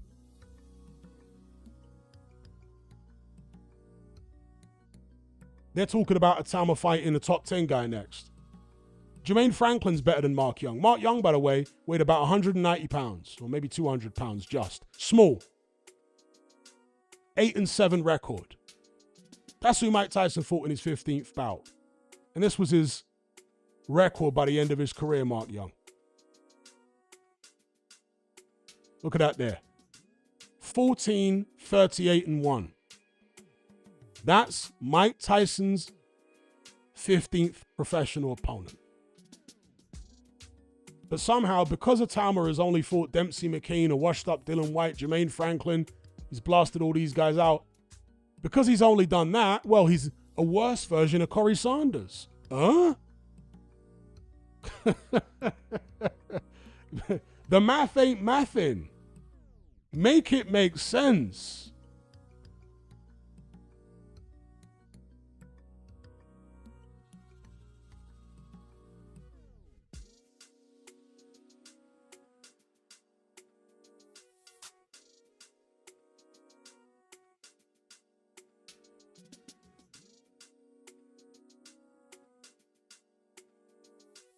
Yeah, nor am I atavistic intellect. Big up atavistic intellect. Nor am I sold completely on the idea that Itauma will be a great heavyweight.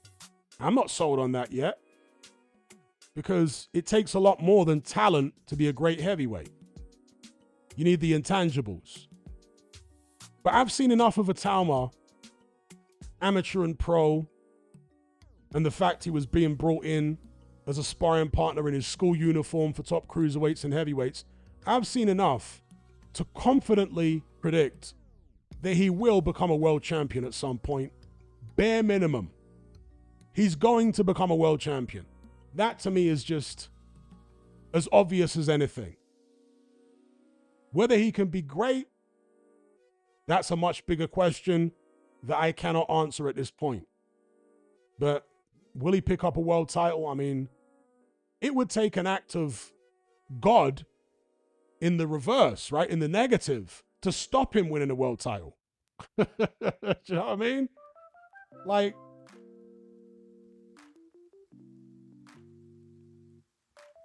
Hudson Glasses says, didn't Mike Tyson fight every month though? Yeah, he did fight every month, but what's the point? What point are you making? He didn't fight every month because he was so good. He fought every month because the team that he was with had a contract which allowed them to fight on other promoters' shows, to have Mike Tyson out on other people's shows, as well as doing their own shows. And there were many fighters back then in the 60s, 70s, 80s who used to fight once a month. I mean, journeymen, even these days, fight once a month. So it wasn't because Mike Tyson was so amazing that he was fighting once a month. No.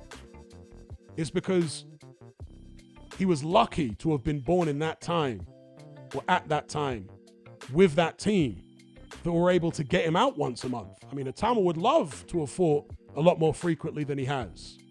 But the boxing landscape today is just so different. It's not possible.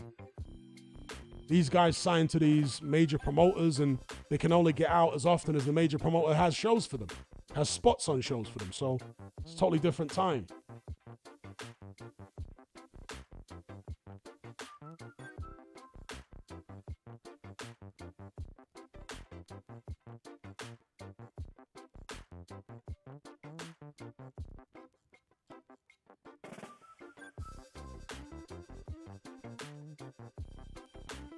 Triassic says, being in the top 10 after 14 fights is impressive in itself.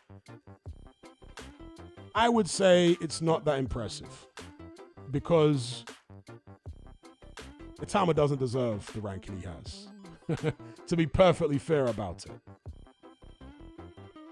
Well, in fact, let me remix it. He might deserve a top 10 ranking. Certainly after beating Franklin, you could say he deserves a top 10 ranking, but he doesn't deserve to be number 1. So, okay, let me correct myself and agree with you. Yeah, it's impressive after 14 fights to be in the top 10, but he's ranked too high. Shouldn't be number 1 with a WBO. That's crazy. Yeah, I spoke about Fondora Thurman a little bit earlier on. If you just rewind the stream, we talked about that. Big up.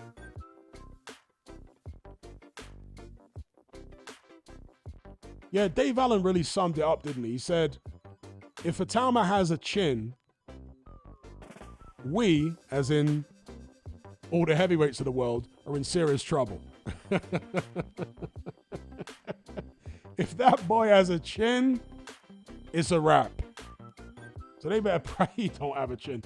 You know, one of the interesting things that I observed, not sure how many of you guys noticed this during the Franklin fight, is that Duke McKenzie, who's a great analyst, noticed that in the first 13 Itauma fights, no, 14 fights, excuse me.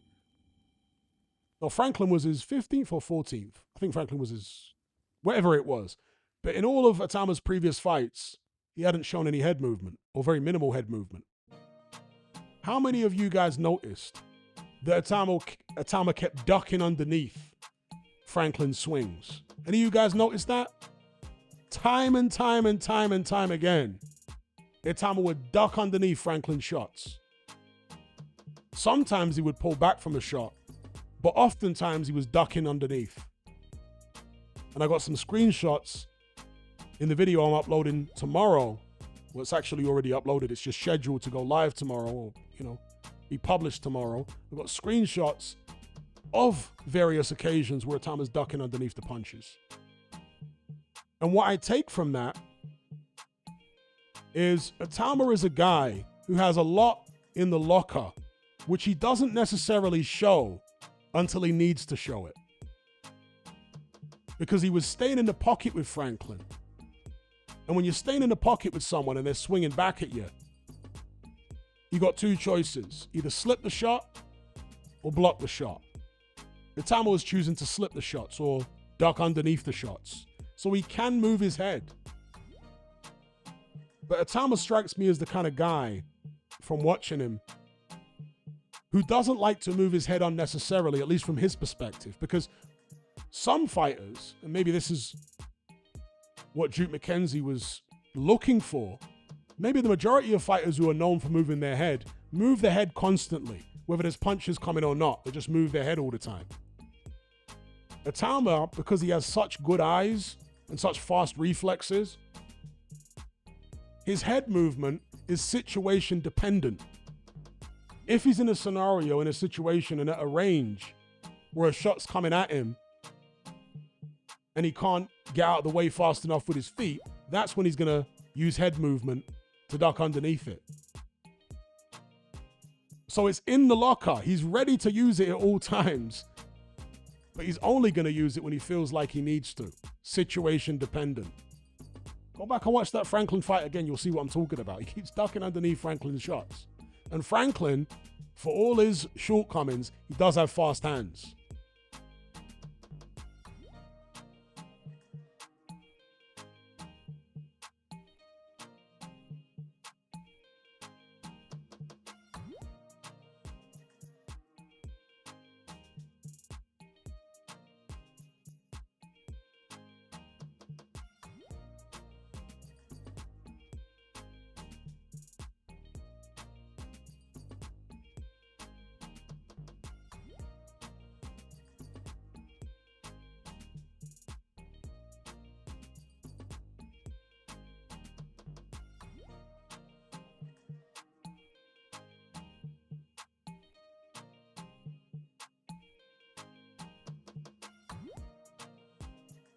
Jed Daniels is talking about when I used to rap, Topical Tuesdays.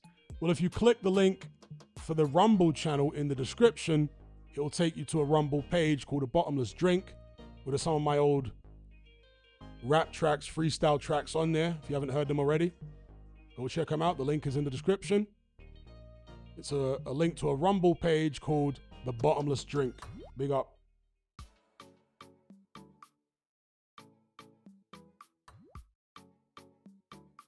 Afro Jam says, sparring is sparring. Unless it's roughhouse, nothing is like a real fight.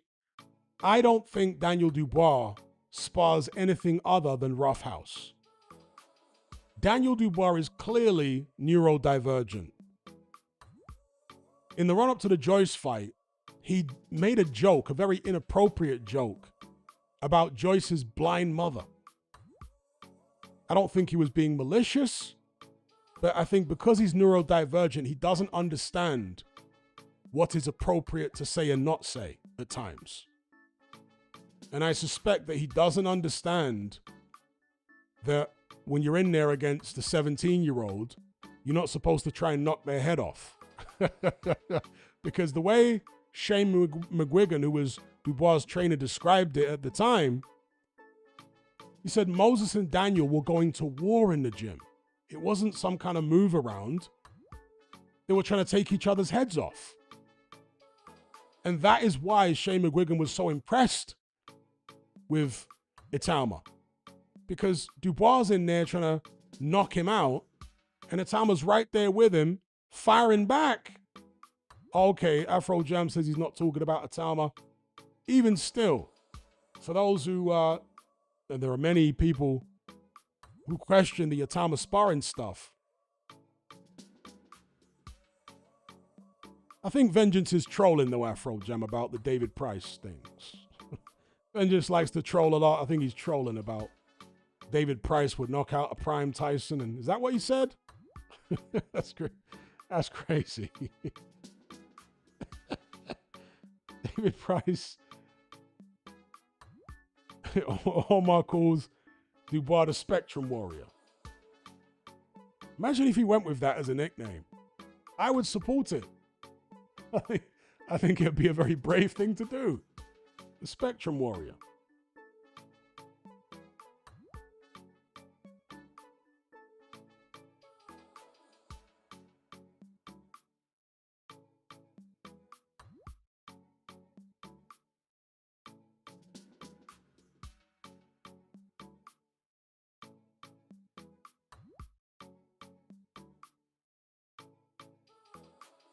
Now, I don't think Dubois' demeanor is just down to him not going to school. I don't buy that.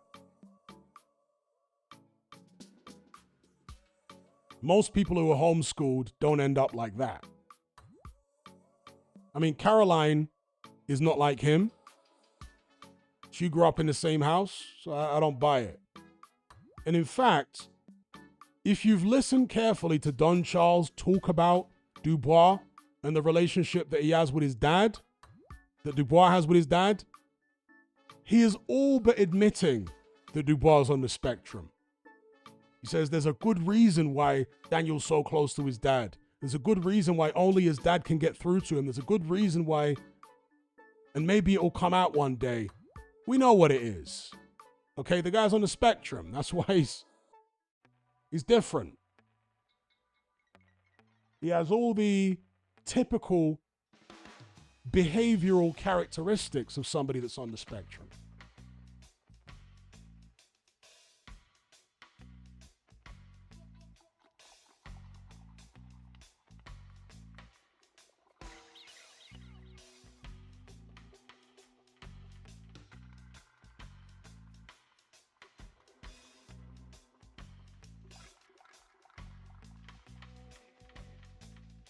Big up Jake Jones. He says, Hatman, I don't know why, but I find his sister grating of recent.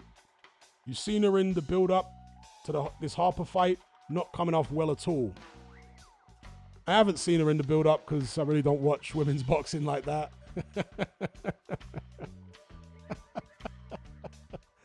I really don't watch women's boxing.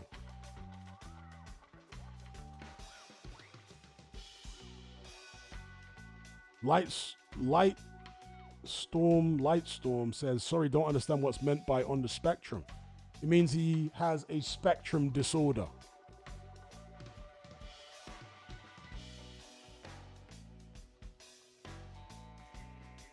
No, I can't show a clip because that'll be violating copyright and I don't want to pick up any copyright strikes. I'm not going to show any clips. And I couldn't tell you exactly which Don Charles interview it was because there's been so many Don Charles interviews. It's going to be so time consuming. So you're free to go through them yourself. But yeah, Don Charles, in one of the interviews, post reuniting with Dubois, and even pre-uniting with Dubois in several interviews, he's strongly alluded to Dubois being on the spectrum, which again is no surprise to anyone, is it? See the way he comes across, his body language, his social awkwardness, everything.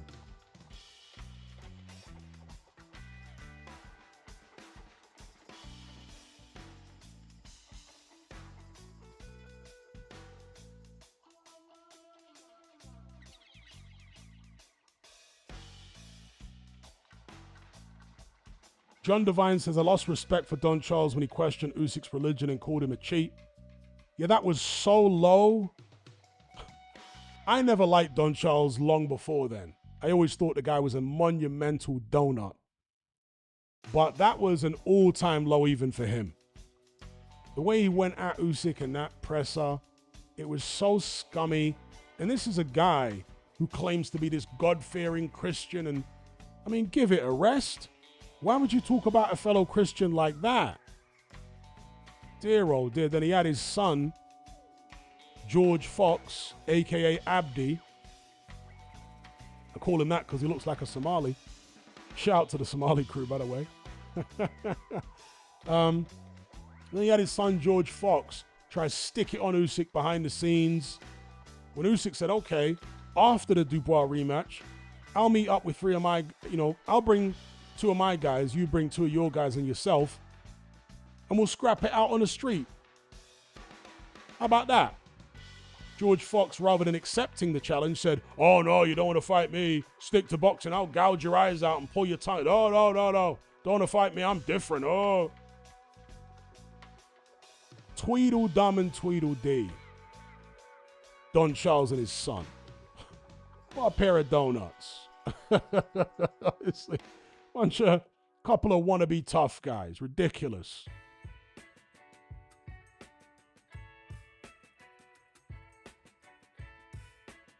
No class, very little sense either.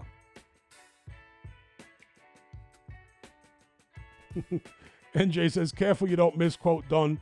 You'll get a message request later. Had a few of those off Don Charles back in the days. That's what he's alluding to.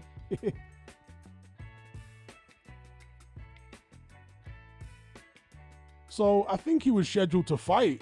Was it the back end of last year or early this year? I'm not sure if he actually has. Let me just check here. George Fox box rec. It's probably a bunch of George Foxes, to be fair. Let's see if it's the right one when I click on it. Yes, it is. There he is, Abdi. Alias is the future. No, he's still 4-1. 0 KOs.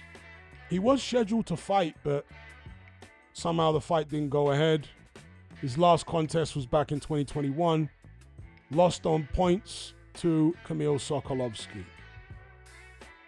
who was a very game Polish journeyman, but the end of Sokolovsky's career, he got popped some kind of PED.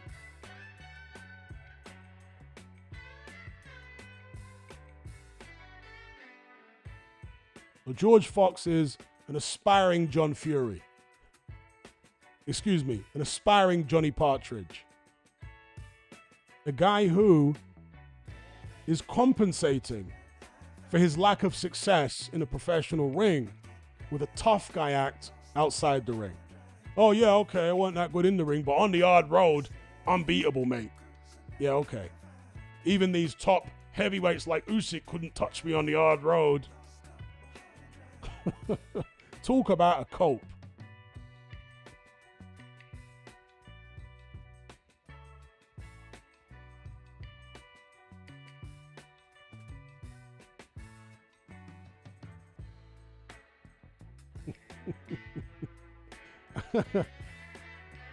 He's a chip off the old block, isn't he, Abdi? As detestable as his dad.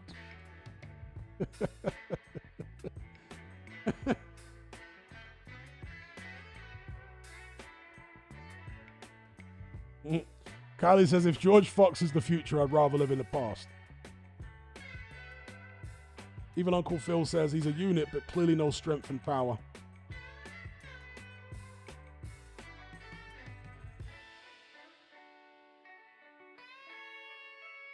That's a good question, John Devine. What is going on with Ben Whittaker? I saw G-Man do a video about him the other day. Eddie Hearn spoke about Whittaker recently, saying, oh yeah, he's going to be out on this card and that card. I think he says he's going to be out in the UK next. Whittaker was frustrated with Boxer because of the lack of activity. Now he's joined Matchroom. He obviously doesn't want a repeat of that. There was the big launch with Whittaker with the Jerry Maguire skit, show me the money, and all that stuff. He had that highlight reel knockout over some random. And since then, radio silence.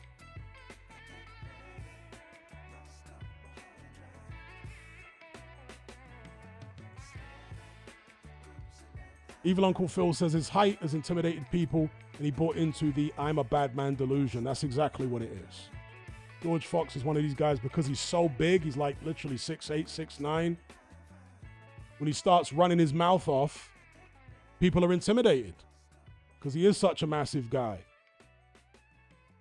But any guy that can actually fight, that's a legit heavyweight, with a bit of strength and explosiveness to him, don't need to be anything more than area level.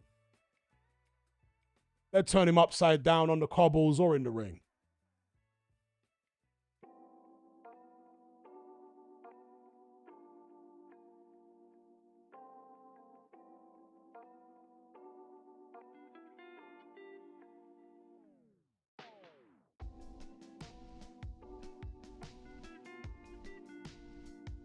Yeah, I'm aware of Tommy Partridge fighting Eddie Hall.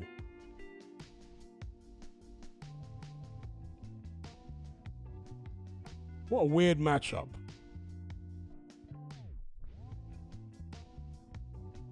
Hats and Glasses says Clarissa Shields said she wouldn't get beat up like Thurman in the Fondora fight. Your theory on Shields is genius. And I just said that to somebody in the Element group a couple of hours back. I said, I bet Clarissa Shields is now going to claim that she wouldn't have been beaten up by Fondora the way that Thurman was. I mean, she is dangerously delusional. It's really phenomenal how delusional she is. And she is also deeply, deeply ignorant. And I really have to blame the people who have upheld her delusion.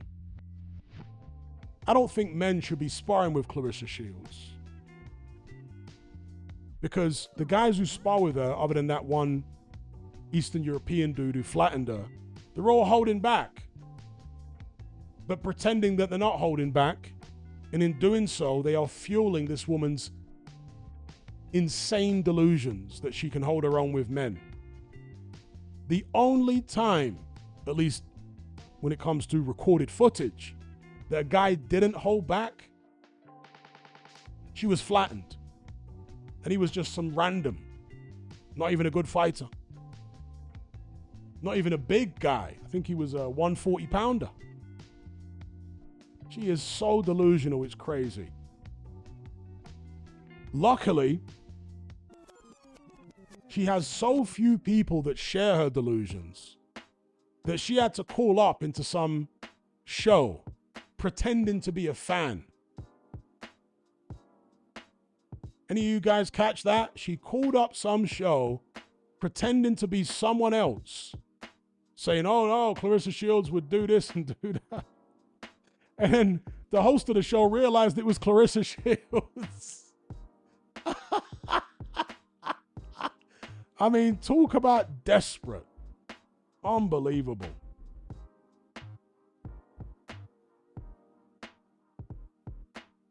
I don't rate Shannon Sharp at all. He's zesty. He's weird.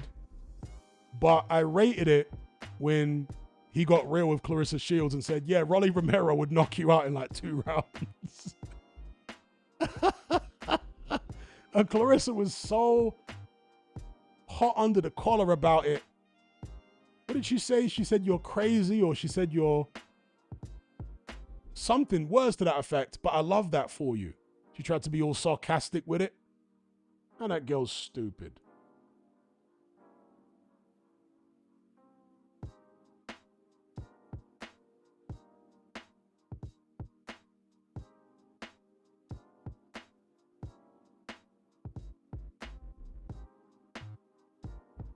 Clarissa Shields always has this kind of like manic look in her eyes. She comes across like this really desperate woman.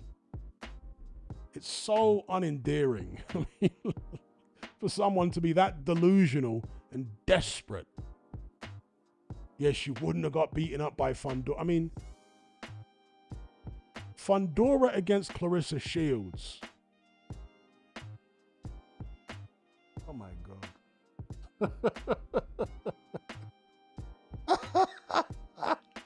Yo, Fondora's out there beating down grown men with twice the strength and speed and power of Clarissa Shields. She's talking, I wouldn't have got beaten up. Yeah, sure, okay. Unbelievable.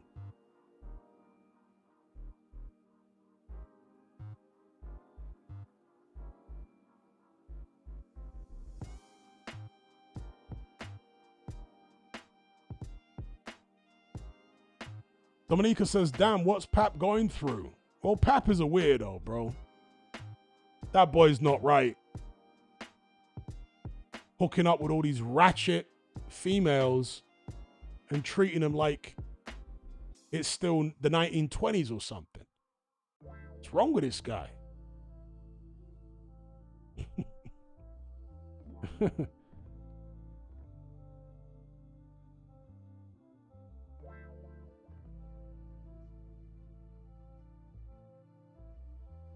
Treating them like they're, he's hooking up with these ratchet hood rats, and he's treating them like they are untouched flowers in the 1920s.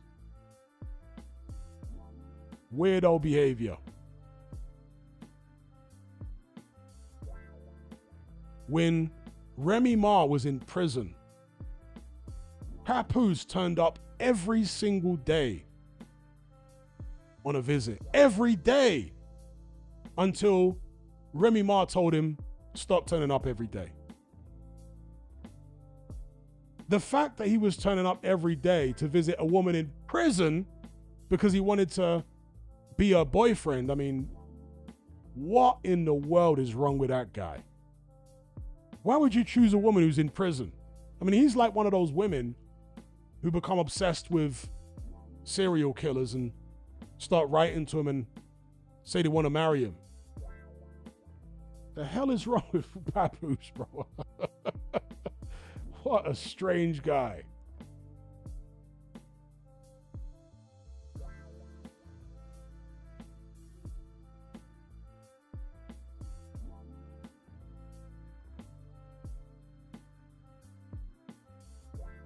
Fernie G says, I thought the MMA loss would have humbled her, but alas.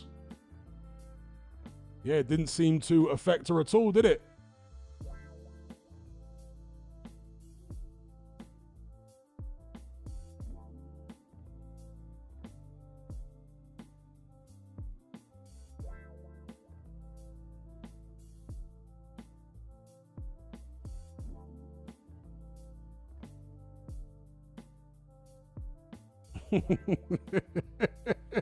Exactly that, Kylie. When someone in prison is telling you not to visit, you know you got problems.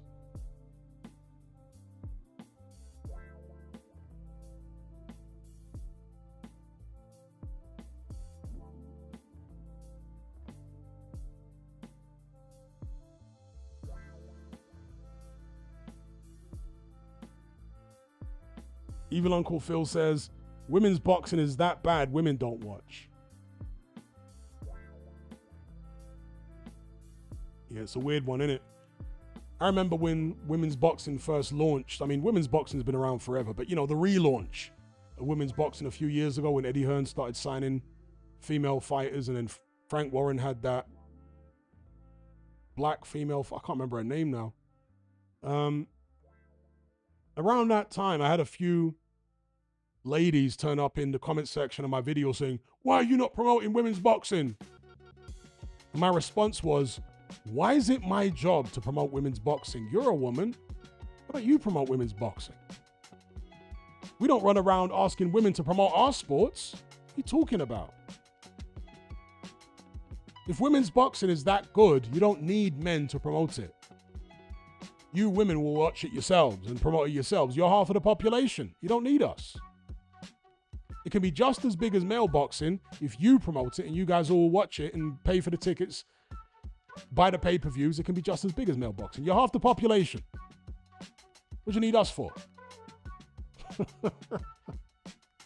And the obvious answer is, objectively, women's boxing is not as entertaining as male boxing, including in the eyes of most women. So let's stop the BS, right? It's not as entertaining. In the same way that generally, minimum weight fights, that's what they call the weight division now. The lowest weight class in boxing is called minimum weight. It used to be called straw weight back in the days. Back in the Finito Lopez days, they called it straw weight. Generally, minimum weight or straw weight fights, even in male boxing, are not as entertaining as heavyweight fights. By that same token, women's boxing is generally not as entertaining as male boxing.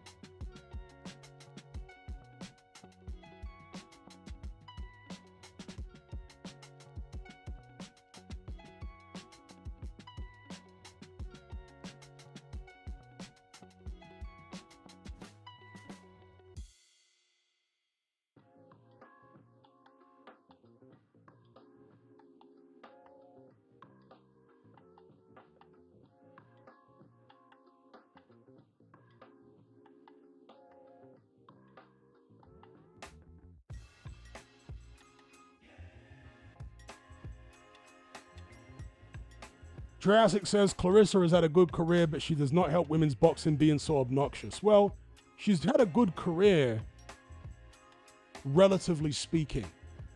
And by that I mean, the standard in women's boxing is so abysmally poor that it's like being the champion of your street in boxing. I mean, it's to act like being a world champion in female boxing is the same as has parity with being a world champion in male boxing is complete insanity. In male boxing, the standard is just so much higher. There are far more fighters. It's night and day. Being the world champion in women's boxing is like being a Misfits champion or something. In terms of the standard, it's literally like, in fact, I want to say the majority of those Misfits male champions would probably beat and knock out the majority of female world champions in their weight class. So maybe it's being generous saying being a female world champion is the equivalent of being a Misfits champion.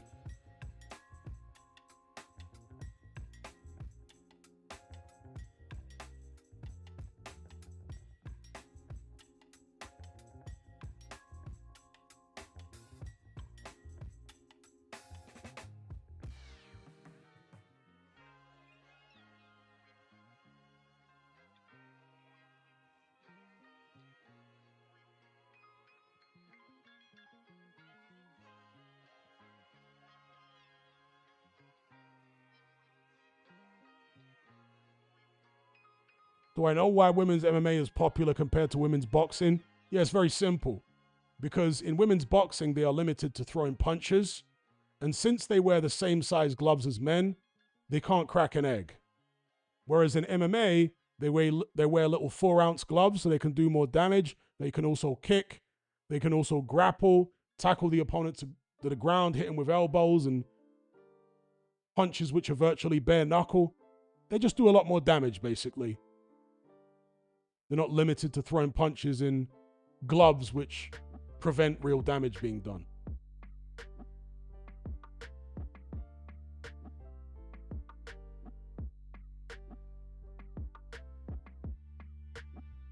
And people, generally, when they watch combat sports, they want to see damage.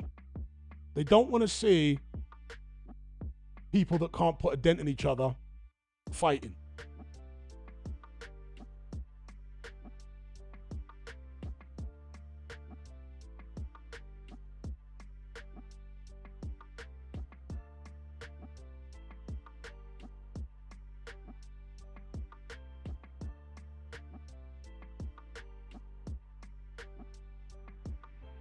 And Circle says fights happen all the time in women's MMA where they trade all day and nothing happens. Yeah, but I've seen a lot of women's MMA fights where they get hit, they're bleeding, they got big contusions on their heads and all that kind of stuff. It doesn't necessarily have to be knockouts, but there's damage inflicted. People find it entertaining. And there's a lot more of that in women's MMA than there is in women's boxing.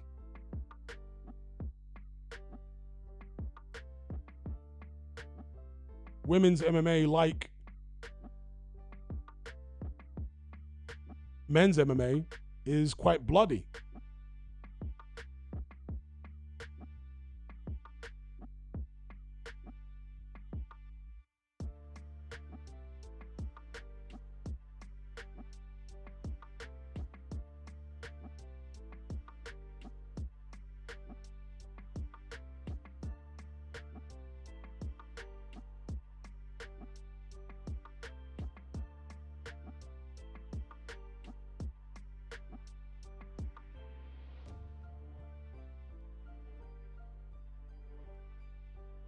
mean, they introduced blood into wrestling, you know, like WWF as it was back then, because they knew the crowd would be more entertained by it.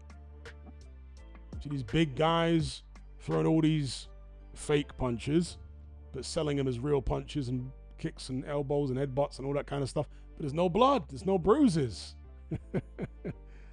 So they introduced some blood to entertain the crowd. It always amazes me, right?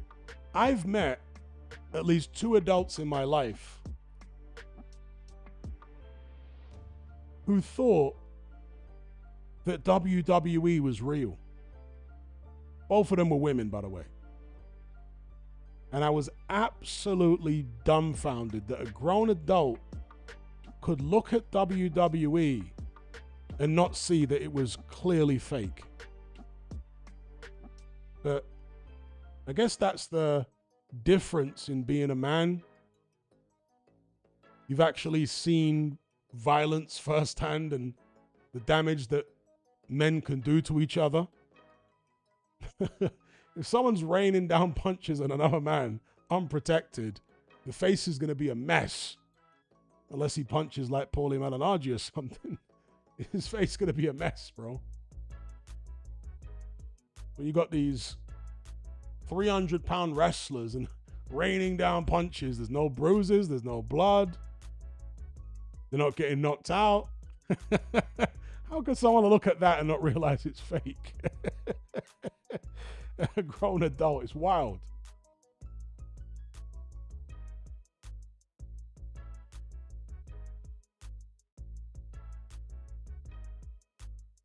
Paulie catching strays. Big up Paulie, but we all know he had sponges for fists.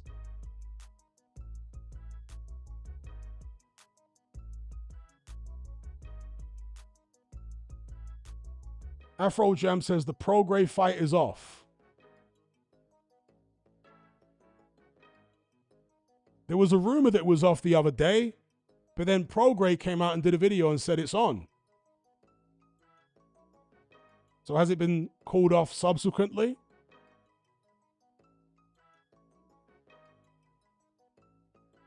Prograis out here saying it's on. You saying he's pulled out since then?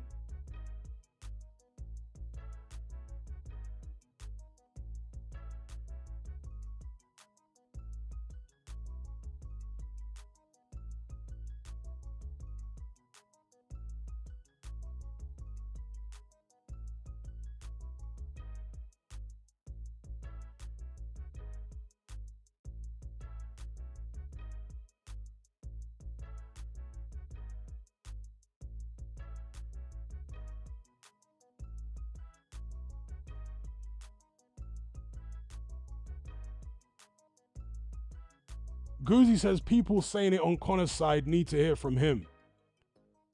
There is a potential legal issue with the Conor Ben Regis Prograis fight because Eddie Hearn has been alluding to being duped somehow about the nature of Conor Ben's deal with Zuffa. The implication being he was trying to match something which wasn't what it seemed. And if that turns out to be the case, then he has grounds to sue somebody. So in order to get out of that quagmire, maybe they've had to pull the fight, if it's been pulled. Because again, Prograis did a video, I think it was just yesterday, saying the fight's still on.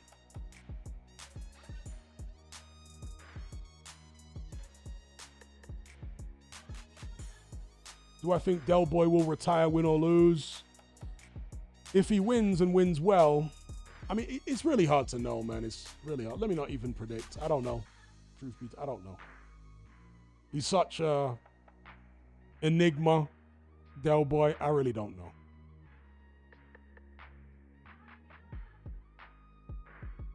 If Itauma and Hrgovic fought this year, I would lean towards Itauma, but it's a dangerous fight.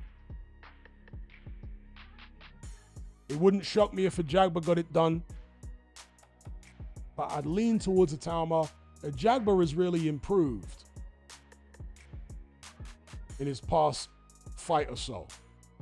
There was big improvement there, I thought, in the Broccoli fight. The movement and all that. And I liked his performance against Charles Martin too. I know in the first couple rounds he didn't look too clever, but he adjusted, he got with the program, and took Martin out of there. So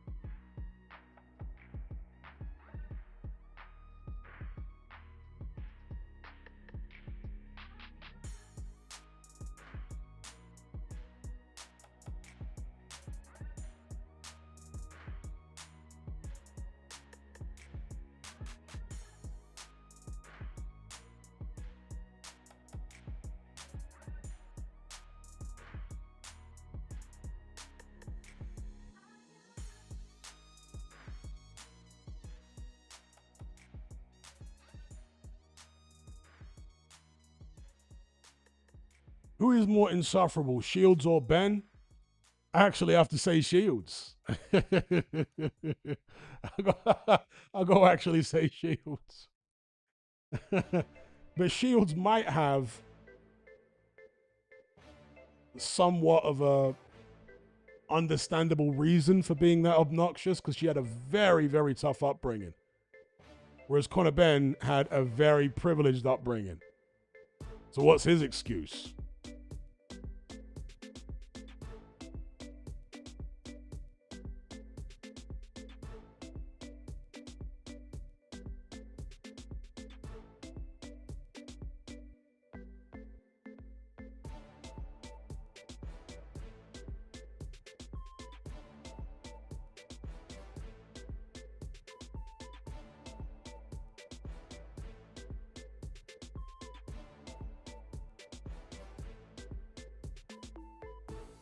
All right, peeps. Gonna bring this one to a close. Shout out to everybody who joined the conversation. Special shout out to those who donated via Super Chat. They were Kayvon Green, Dark Knight, and the Sweet Maths. Special shout out to those guys. Until next time, take care, be good, and stay tuned for my uploads tomorrow. Catch you guys on the other side. I'm out.